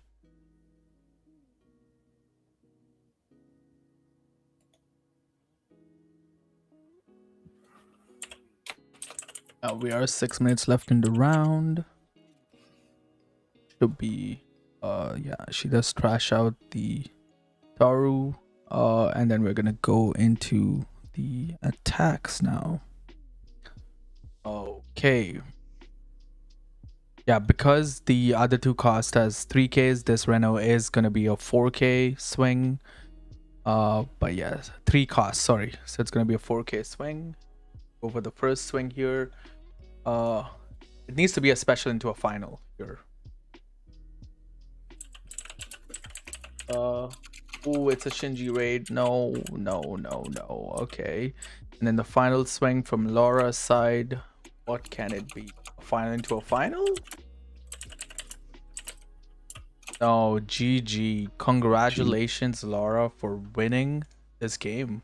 Wow. y- That was very close down to the wire, right?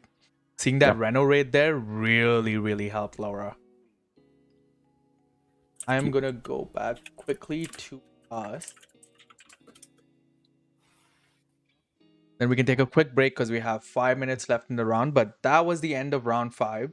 We saw a really good matchup with Sinon and Toshiro, really back and forth, very close. And then we also saw very close Red Eva and Reno Shinomiya deck. So pretty good. I like the variety around. I'm not gonna lie to you, right? I know we started yeah. with a few extra spears in the start just because we wanted to show Chihiro, but I like the variety now. Nice. Yes. Yes. And it's that's UA for you, man. Like no matter what deck you play, no matter what IP you like, it always will be able to get games off of people, even if there's a menace such as Spear running around. The game is very diverse and very built in a way where any deck can compete. So always just play your favorite IP and what IP you enjoy, and what mechanics you enjoy, and you usually will do pretty well. So, All right, we're anyways, gonna take a quick break while set back, and we will be right back in about, I would say, let's call it 10 minutes. 10 minutes. We might come back early. I put it at 10 minutes. Be right back.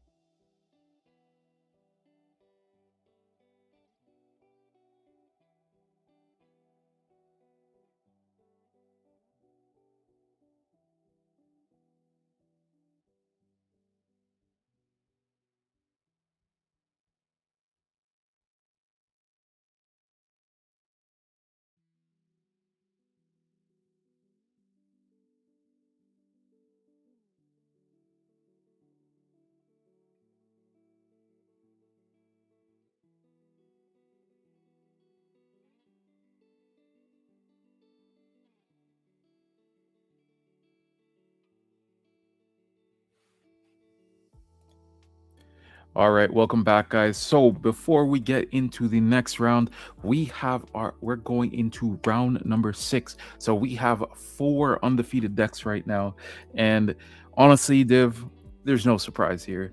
So we Yes. got 2 red Kenshin, we got a purple spear, and we got a yellow Ava. Yeah, we have Um, Pito and Goshen playing Kenshin. We have Lofi with Spear, and we have let me just confirm their name before I mess it up. Terry playing Yellow Eva. Yeah, so we knew we were gonna see some variations of these decks in the top 4.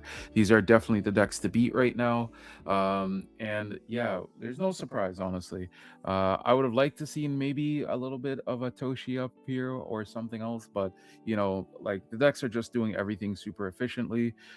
Like we saw Spear just dominating today. Red Kenshin is just red Kenshining, and the new big bad deck in Yellow Ava, the Yeah. new aggro deck, basically storming it out. So no surprise in the top 4 here. So we are going to be confirmed 7 rounds for today. So this is table number 1. So Lofi, we saw both of these players earlier, both playing immaculately. Lofi on that purple spear, and then I believe this is Terry. Uh, No, on I think it is Terry, Terry. Yeah. yeah. So on the yellow Ava. So You can add. They can start. yep. All right. And we are good to start. So we can hopefully we'll get to deep dive in here in just a little bit here. And it seems like our yellow Ava player will be going. Oh, he's playing Oh, Red he's Kenshin. on red Kenshin. Okay, so Okay. yeah. We got a little bit mixed up there, but that's Yes, okay. yes. So The yeah, top so 4 stays the same though. yes. Top 4 stays the same. So yeah. The red Kenshin versus the spear.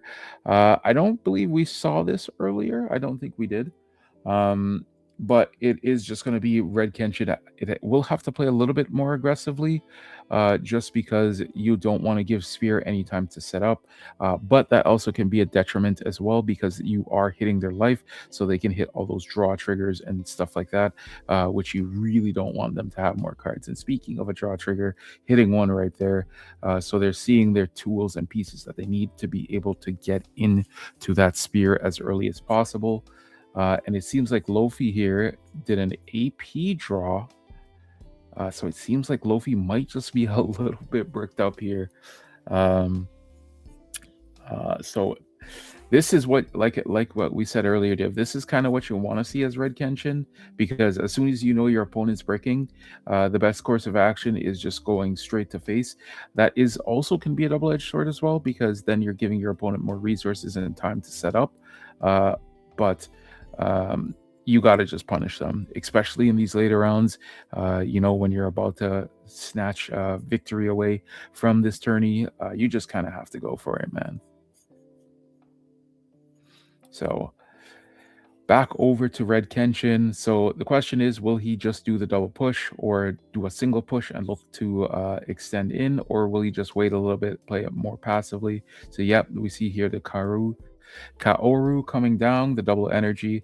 So now he will raid into the double attacker, gonna get that draw card. And now will he try to extend here? Will he play it a little bit more safe, put one in the back?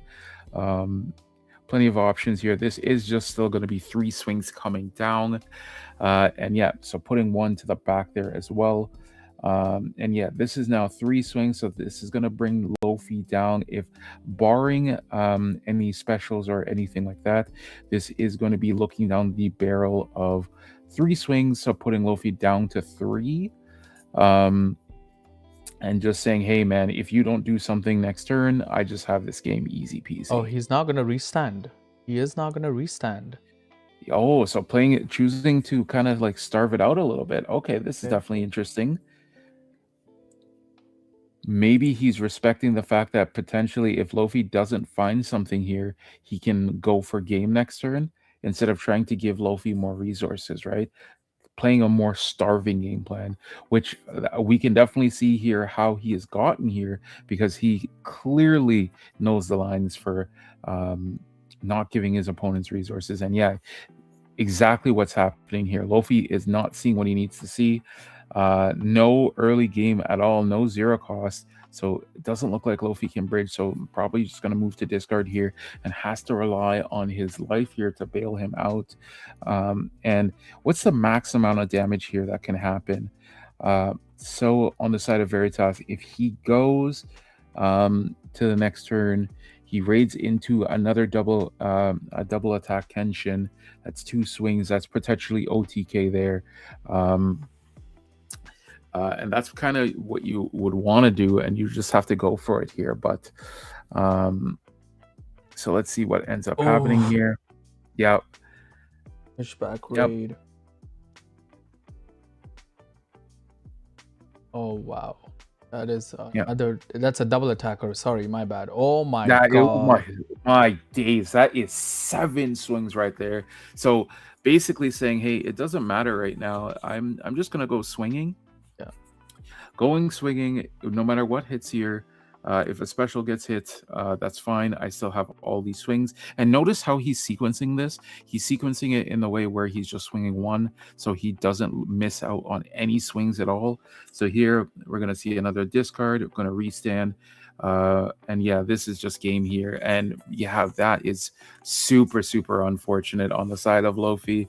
And even the life was just rough too. No bridge, no zero cost to go into. Yeah, he just had everything here. It was just super, super rough game there, honestly. I think I'm just gonna switch over to the next table quickly to see our table 2, the next undefeateds. Unfortunate side on their side, but yeah, now we get to see another red Kenshin and yellow Eva, so that's going to be interesting as well.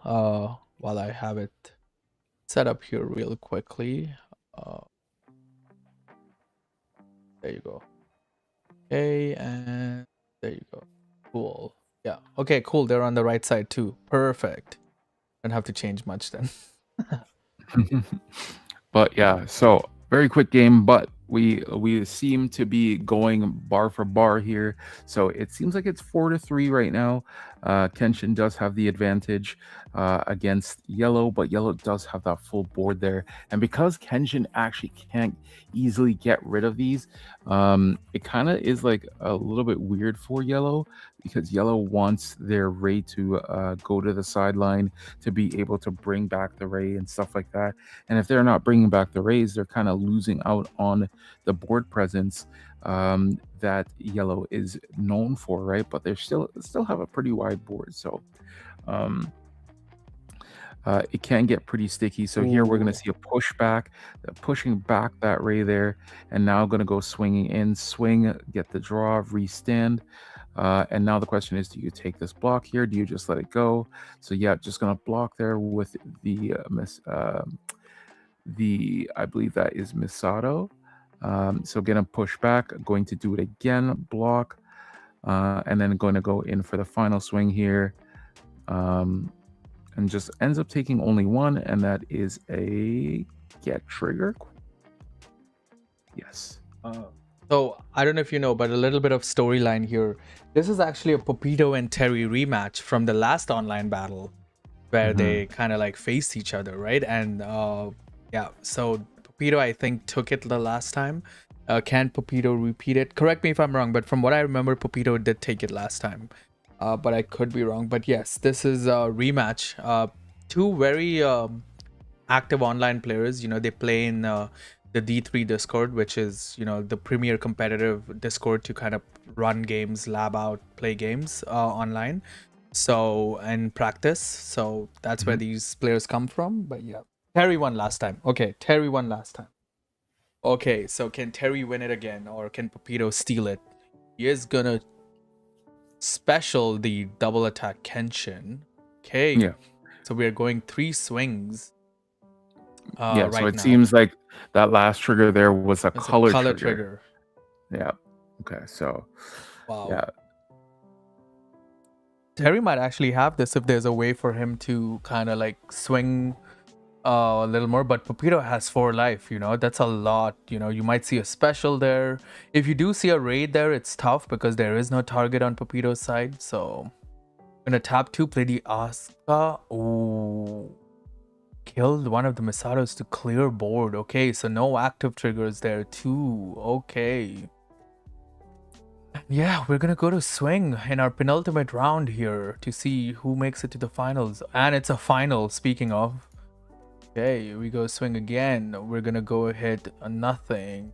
Get Special? Nope, nothing here. And then, nope, it looks, unless this is a final, nope, no final. Rough on the side of rough. Pepito there. Rough. But yes, we still have about 26 minutes left in the round, so we have a lot to go on about, but I'm gonna switch it over to us real quick while I set things up for the finale today. But yes, damn, 2 very quick games. I would have loved to see the first game go out longer, but unfortunately that is the case. But we do have Red Kenshin versus Yellow Eva in the finals, so yeah, that's a very interesting matchup. Well, we just saw it there, and we saw how Yellow can just have the nuts and just steamroll Red Kenshin, right? Because Yellow is just doing that aggressive game plan, but even more with the yellow triggers as well, right? And wow, like it's funny to see how at the top tables both games just going super fast. On the side of Lofi just getting a really unfortunate brick there, and Red Kenshin just having the time of its life, punishing the brick. And then on the opposite side, Pepito just not seeing what he needed to see, and getting punished there a little bit, especially with that color trigger as well, and just having Yellow just being able to play that 4-2 Asuka to pop the body is wow. But yeah, the duality of games, right? I know. Yeah, Who do you can think has Terry it? get I'm wondering if Terry can get the run back. Can he go for 2 for 2 on the online champs? Wow. Did he win the last one? I'm pretty sure he did. Wow. Yeah, my memory is like a goldfish. Not the best right now, but that's some. But yeah, I have the graphic ready, so I'm gonna show it up on stream in a second. But this is gonna be our finals. We're gonna. Oh, he did win the last, and make it a 2-peat, right? If he really needs to. If he really wants to, not needs to, but wants to. But here, I'm gonna quickly show it up on thing here. But yes, we have the finals. We have Veritas playing Red Kenshin versus Terry playing the Yellow Eva. Yeah, I don't know who has it, honestly. All right. Me personally, right? After when we were in Gatineau the last time, Div, and we went through that regionals, I said, hey, I don't want to see any more Red Kenshin on top. And I'm going to say the same thing here. I do not want to see Red Kenshin on top. So I know me and everybody else in chat are voting for the Yellow Ava to be on top. We want to see Yellow Ava on top. And that kind of brings into my predictions, which is what I said. Yellow Eva might take it in today. Right? Yep. So just to go back on our predictions, I did say Red Eva could take Yellow Eva could take it today, but not to downplay your predictions too, right? You had Spear, if Lofi didn't break there, we could have seen a Yellow Eva versus a Purple Eva situation possibly, right? So it's unfortunate on Lofi's side that he did break in that last game. Otherwise, we could have both been right there. And it would have been really cool. But just to go over a few procedures, things again, we have a lot of sets coming out, we have solo leveling, Tokyo Ghoul, Sakamoto, Slime, 100 Girlfriends Who Really Love You, Inuyasha, and we have ReZero, Gurren Lagann, and Uma Musume. We have Nikkei Booster Box Edition, or Special Booster Box, and AOT Volume And 2s. and let's not forget Chainsaw Man, because we Oh, know yes, people are hyped for yes, that one as well. So we have yes, yes, Chainsaw Man also yes, coming soon to UA as well. So yes. a lot of sets for everybody to And dive into. T-Mac, where can these guys play these decks? Oh man, let me tell you where you can play. If you're not playing at your LGS already and supporting your LGS, you can then take it to the next level, which is the regionals. So we have 3 online regionals announced so far for our Wave 1. We have the Booster Box April 19th, 2026, which is going to be in Norfolk, Virginia. And then if you don't want to make it to Virginia and you want to come see me and Div up close and personal in my backyard, we have Carta Magica, who's going to be hosting on May 9th at the Palais de Congrès in Montreal. Guys, if you haven't been to Montreal, it's a beautiful city. Everything is there. The food is nice. The vibes are immaculate. Immaculate. I'm telling you, you got to come out to Montreal. Come and say hi to me and Div there. But if you can't make it then, we still have one more, which Top Cut will be running in Peoria. That is going to be at the end of May, May 30th. Make sure you guys check out these events. Some of these events, like when you go to these regional championships and stuff like that, the vibes are always immaculate. The community steps out and shows out. We have a great time. It's always fun chatting it up with everybody, meeting everybody, and building that sense of community. And then after the events, there's plenty of stuff to do around town. So make sure you guys make it out to these, because there is plenty of UA to be played this year. And the championships are going to be huge for sure. Yes. And if you're just joining us, this was our Union Arena online battle. We had one on February 21st by Top Cut, and this was the one in March 7th. If make sure you fill out your surveys, make sure you ask for more of these, because this was really fun to play, to watch, to cast. T-Mac, I know I had a pleasure working with you before we get into our finals, you know, being warm and cuddly with you on stream. It was really nice, really vibes were immaculate. We got to see almost 2 games every round, which is Yep. amazing to see, right? We literally played 7 rounds. We've watched 12 games, and then in the final we're probably going to watch one more game. So 13 games of Union Arena today for all of our viewers who are hungry to watch these games on stream, right? So really big shout out on Carta Magica also to actually, you know, make sure we had a stream set up for this online battle. Really cool environment here. So again, thank you so much everyone for watching. We have one more final round, which will start in around 15 minutes, and we will be right back with the finals. So don't go anywhere. We'll be right back. All right, let's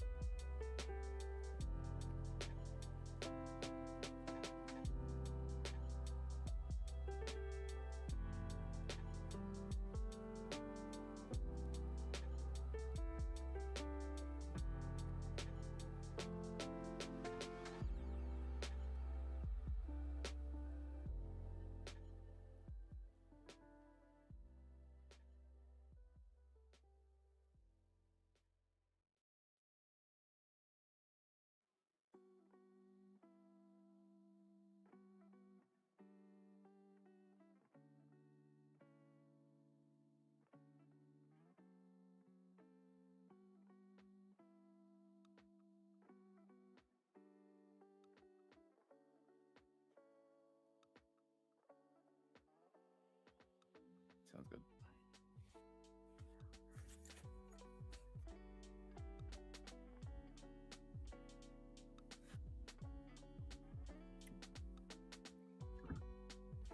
Yep, round number 7. Honestly, no surprise. We knew what decks were going to be up here, and we were almost surprised, almost so close. Almost, yes. But no surprise here. We knew these decks were going to be here, and honestly, I think we should just get straight into it because we know what's going to happen. So just as a quick precursor, this was the Union Arena online battle that happened today. We played 7 rounds. We're in the finals, and our finals are basically, oops, sorry, this got extended, but essentially here you go. Our finals are between Terry and Veritas Goshen. It's a Red Kenshin versus Asuka. So yeah, you're right, let's just drive straight into it. Oops. All right. Just thought I had some.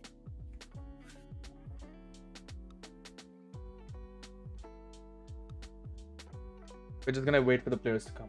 I'm just gonna put it back.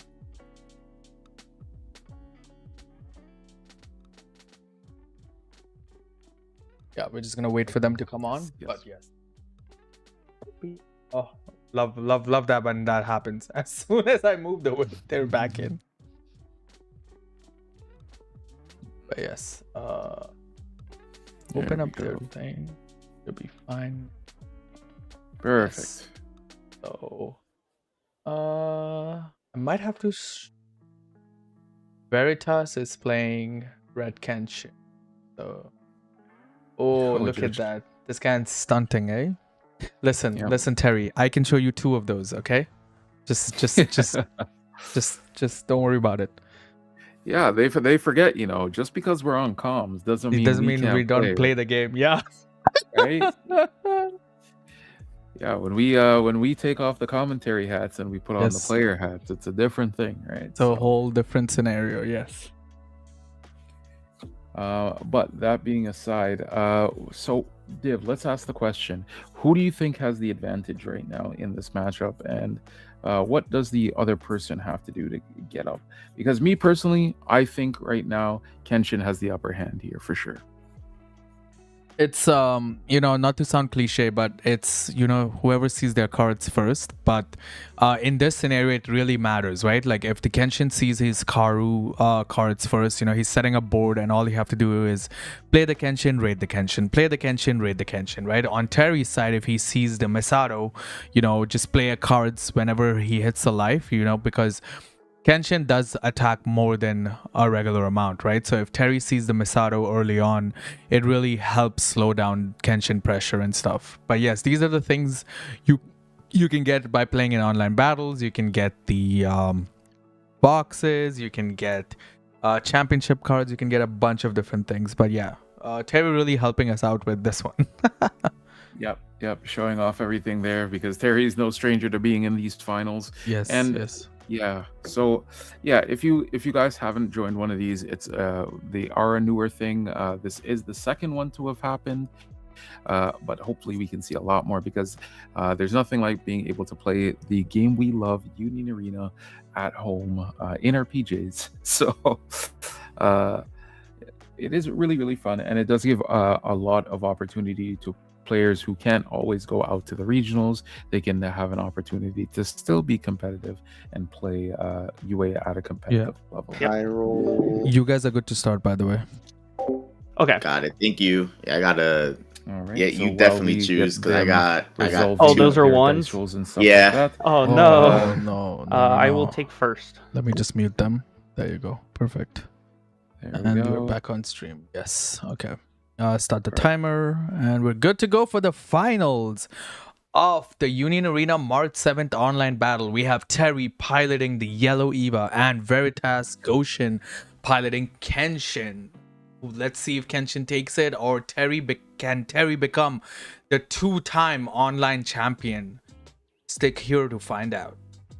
Yeah, the king of the onlines. And hopefully we don't have another streamer curse where we have another brick, right? Because actually, Div, we're 3 for 3 I know. for table one. So I know. hopefully none here. Hopefully we get a back and forth. Yes. 35 minutes essentially. We're gonna get it. Last round of the day. Everybody's ready to get it done. Let's see what we have for our finals. I here. don't So, think any players mulligan, so I think both players have players have playable hands. Yes. All right. So we're just seeing the zero cost right there. Beautiful alt art there. Going into the back line there.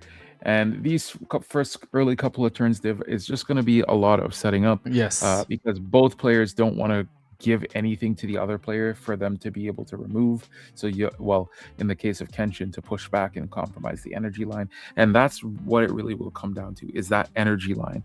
Because on the side of Terry, usually when you play against most matchups, right, you want the energy line full, because then you can do your shenanigans with the Masato, playing it to the front and all of that, right?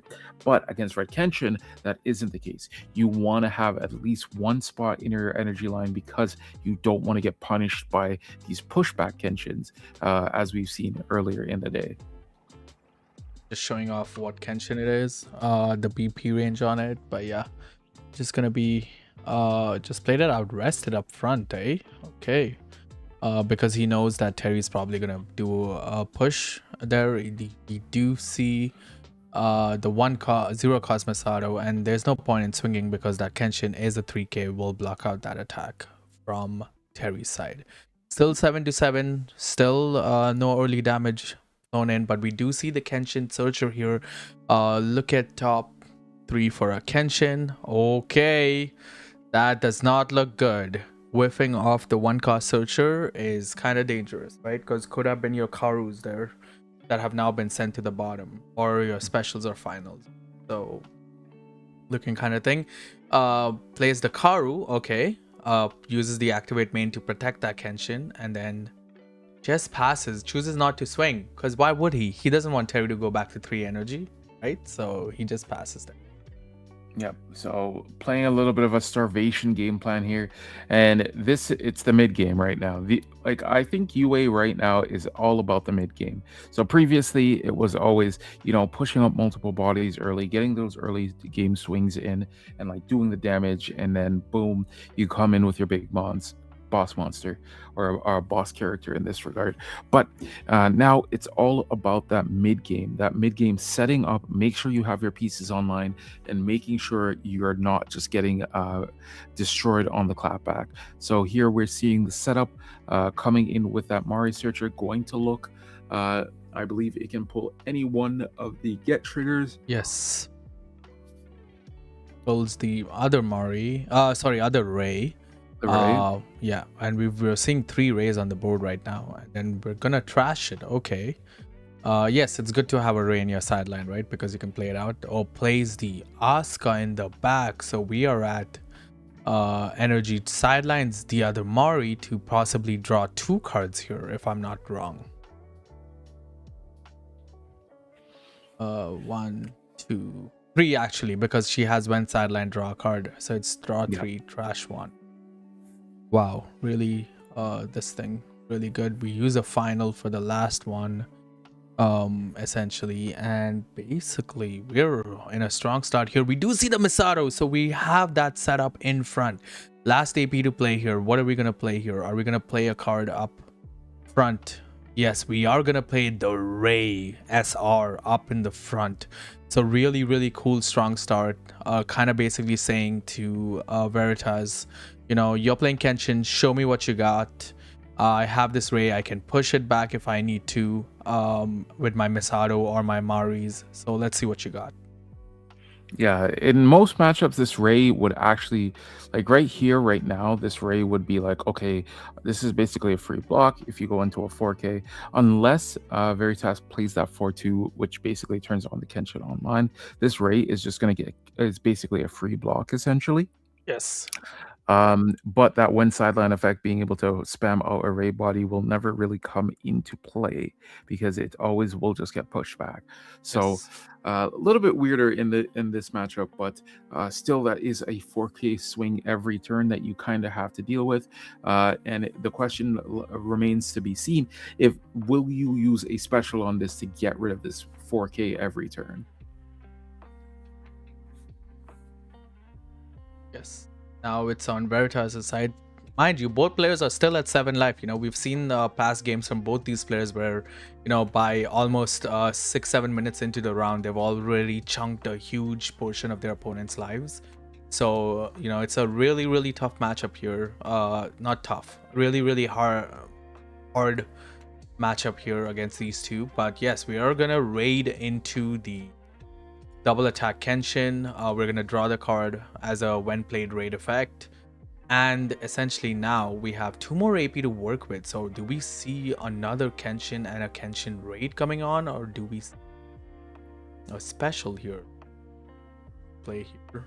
We are generating 3 energy at the moment. We do see the Kenshin come out, the 0 cost Kenshin there, and yeah, this is gonna be tough. Do we set up, or do we play the color trigger up front to kind of like trash a card to restand it? Tough choice here. It's calculating how much energy we have. So I think a raid might be coming here. But do we want to spend our raids this early on, or wait for Terry to pressure more so that we can clap back with our own personal raids? It's a definitely a tough decision here. Like, you cannot make a mistake in finals, right? These are the last rounds. This is for all the glory of the second online battle. You're facing someone who has already won one and ran the gauntlet and has turned out to be a champion in one of them. So yes, they are going to play the color trigger. Are they going to activate the effect of I think they are. No, they're not going to. Okay. Yes, because losing 2 cards this turn would be kind of detrimental. So we are going to just swing 4K, trash, and restand. I think this will be the first damage of this entire game. Finally, after what, 3 turns now, the first damage coming out. Oh my god, it is the special as the. There's no way. There's no way. Oh my god. Wow. I mean, the way you look at it is the special is out of life now, right? That's the way you'd look at it. But losing that raid, especially a 2-star raid, kind of rough. But yes, now it's Terry's turn. Terry is basically like, listen, that special saved me from taking more attacks or disrupting my energy line a little bit. So I'm gonna do what all I can this turn to kind of basically deal as much damage as I can. I don't know. You are at 6 energy. Your ceiling is 5, if I'm not wrong, right? The Mari is 5 or 4. I keep forgetting. But yeah, we are gonna AP draw. We are gonna push up the Mari. We are still at 5 energy here. We are gonna tap our second AP and play out the Mari up front. Okay, so she is 5/1. Really cool card. I love the alt-art. I honestly love the alt-art so much. But yeah, have you ever seen this deck fully max ready, Div? No, I haven't. One of the most beautiful decks in UA, actually. It's funny. Yellow decks are the ones that I alt most of the time. I have a Tanjiro alt, and then I have a thing. But he's gonna crack his Misato to restand the Mari. Oof, that is something else. Yep. So we talk about pressure with Fred Kenshin. This is true pressure right here. Multiple swings, constant 4Ks and stuff like that. And it's just swing after swing after swing. So here we're going to see the Mari come in for another 4K swing. You're going to tap and restand, yes. Yep. Yeah, so if you don't know Mari, whenever she attacks, you can pay an AP to restand another character other than Mari. Yeah, and then we're gonna final. Okay, we're down to 5 life. We're gonna do another 4K swing here. Yeah, he's gonna take this one. Okay, one of the most devastating raids to see out of life. You know, you're gonna literally raid and push back for free, essentially, because you are not spending an AP.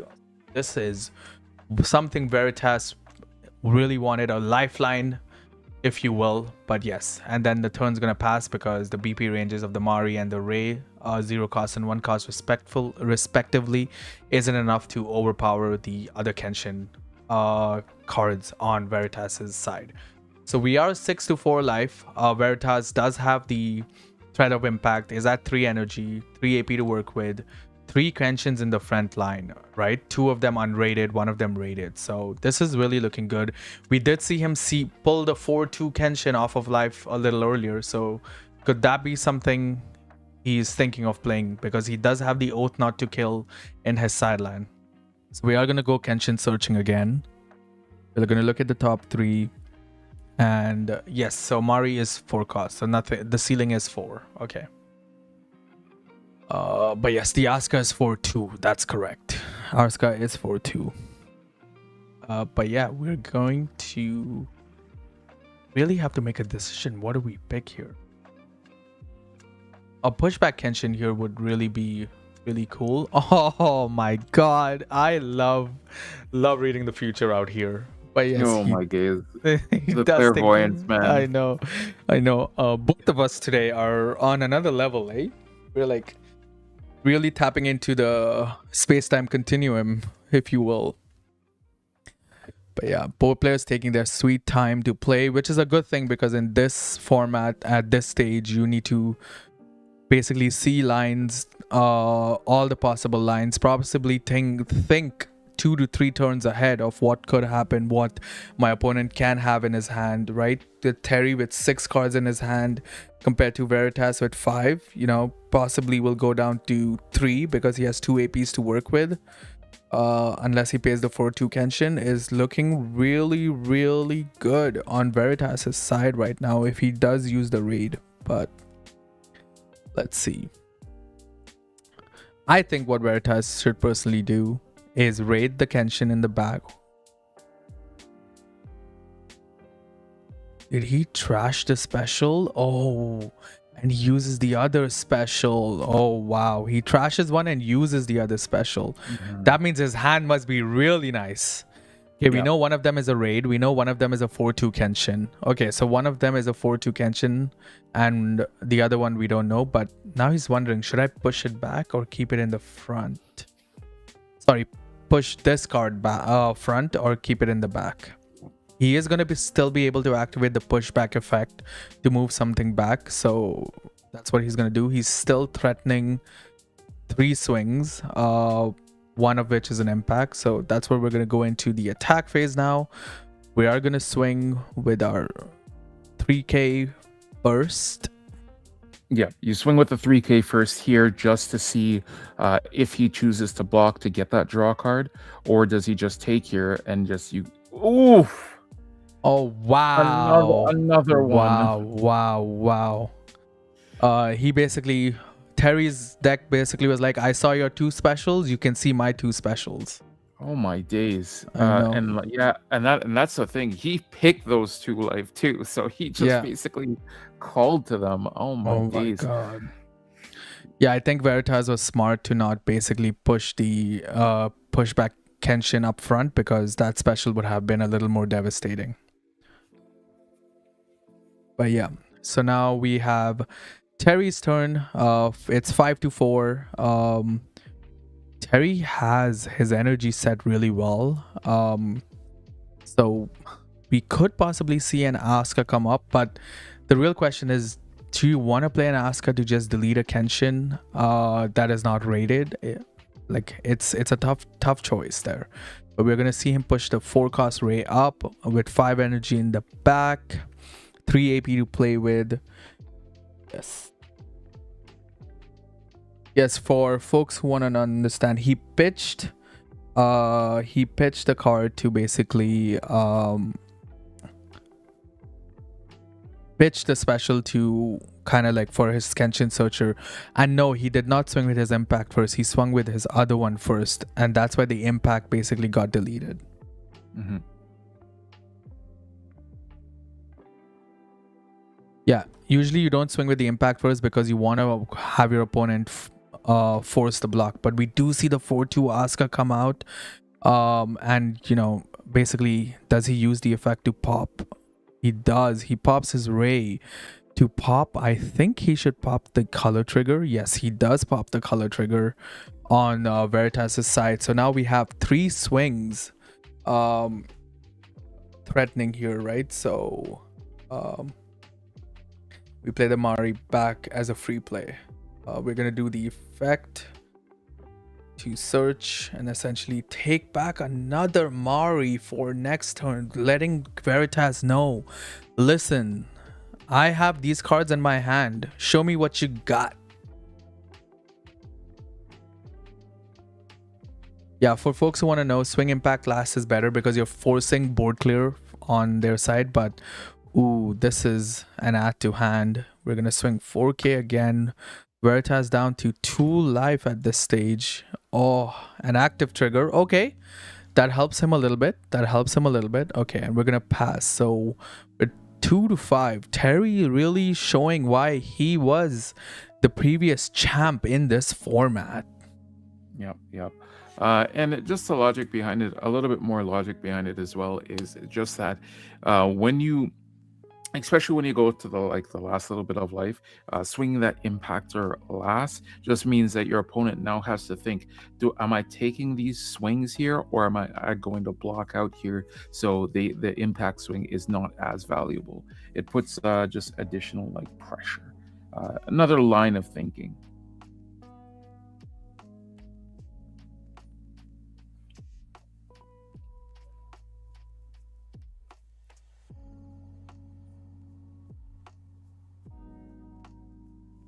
And we're just thinking what to do here.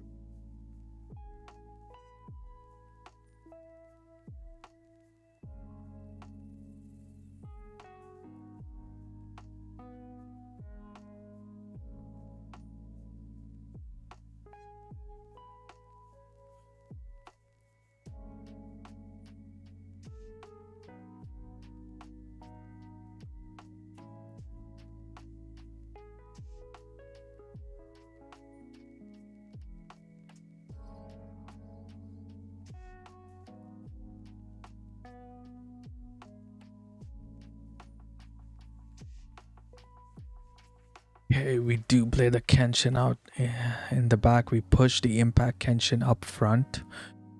We're gonna tap 2 and play the Kenshin 4-2 up front.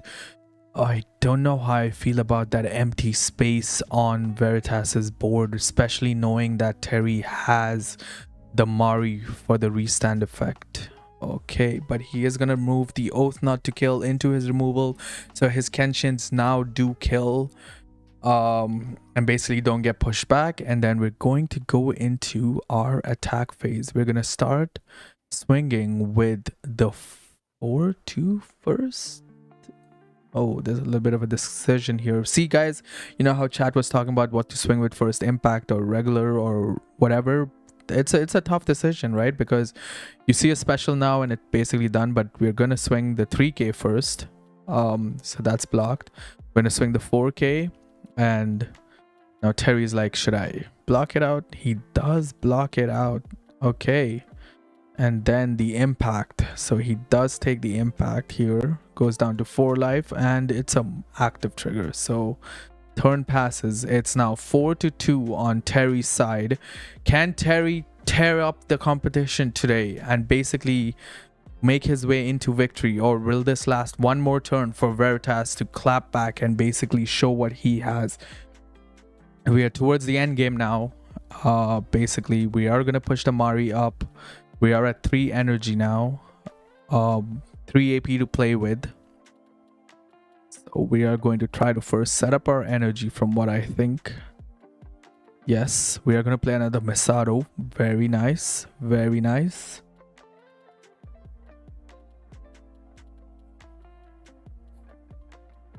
he's just asking on how many life you have, how many cards in hand, and essentially, so he has 3 blockers and 2 life, so 5 things. So he's gonna play the Asuka, active in the front, pop the Mari to most likely pop the Impact Kenshin. Okay, so we do have 4 swings now. Okay, still not might be over, folks. We still might have a game on our hands. It's not over till it's over. Yep, there it is. Okay, we're towards the last potential possibly attack phase. Oh my god, Veritas, 2 life, 2 frontline blockers. Yeah, you gamble this one. You definitely gamble this one and take it. You just send it. You just have to send it right here. Yeah. Hoping it's something nice. Oh, It's a final. Ooh, if that was a little bit different there. I know. Maybe a double final in the back there. We already seen 2 gone so far. Yep, gonna have to block this here. Or just take it and just say, oh, GG. GG to Terry. Terry tearing up the competition and becoming our 2-time online champ. Wow, there was a 3rd special in life. Oh my god. My days. Okay. Oh yeah. my god. Yeah. Terry had it in the books here. Terry. Yes. Basically, it was over. Double special in the first 2 life there, and then having the 3rd one that we didn't even know about, but basically playing it super well there. Yes. And basically showcasing us why this yellow Ava deck is super strong, especially when you know how to pilot it and know how to go through the matchups. Yep. Okay, I'm gonna turn it off to us. One last time today. Okay. Oh, what a tournament. We saw a lot of fun games. Almost 13 games were showcased today. Possibly 14. We might have skipped one really quickly, but still really good showing.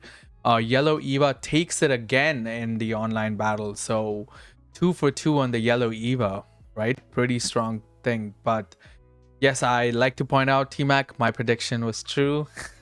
Yep, you got your W today. I will give it up to you. Yeah. But yeah, Yellow Ava just proving on why the Ava set in general was just a super strong set. Purple Spear, we saw a couple of games where Purple Spear just completely dominated with that turn 3 like game plan there, and then we saw Terry basically giving us a masterclass on how you have to pilot out the Yellow Ava deck, and we did also see Red as well. So very strong set overall. But no, you got it, Div. You got it today. I will say it to you. Okay. Yeah. So. But yes, a huge shout out, T-Mac, to you, to all of the people in the chat today. We have almost 120 viewers today watching it out. The online battle, our community is becoming bigger and bigger.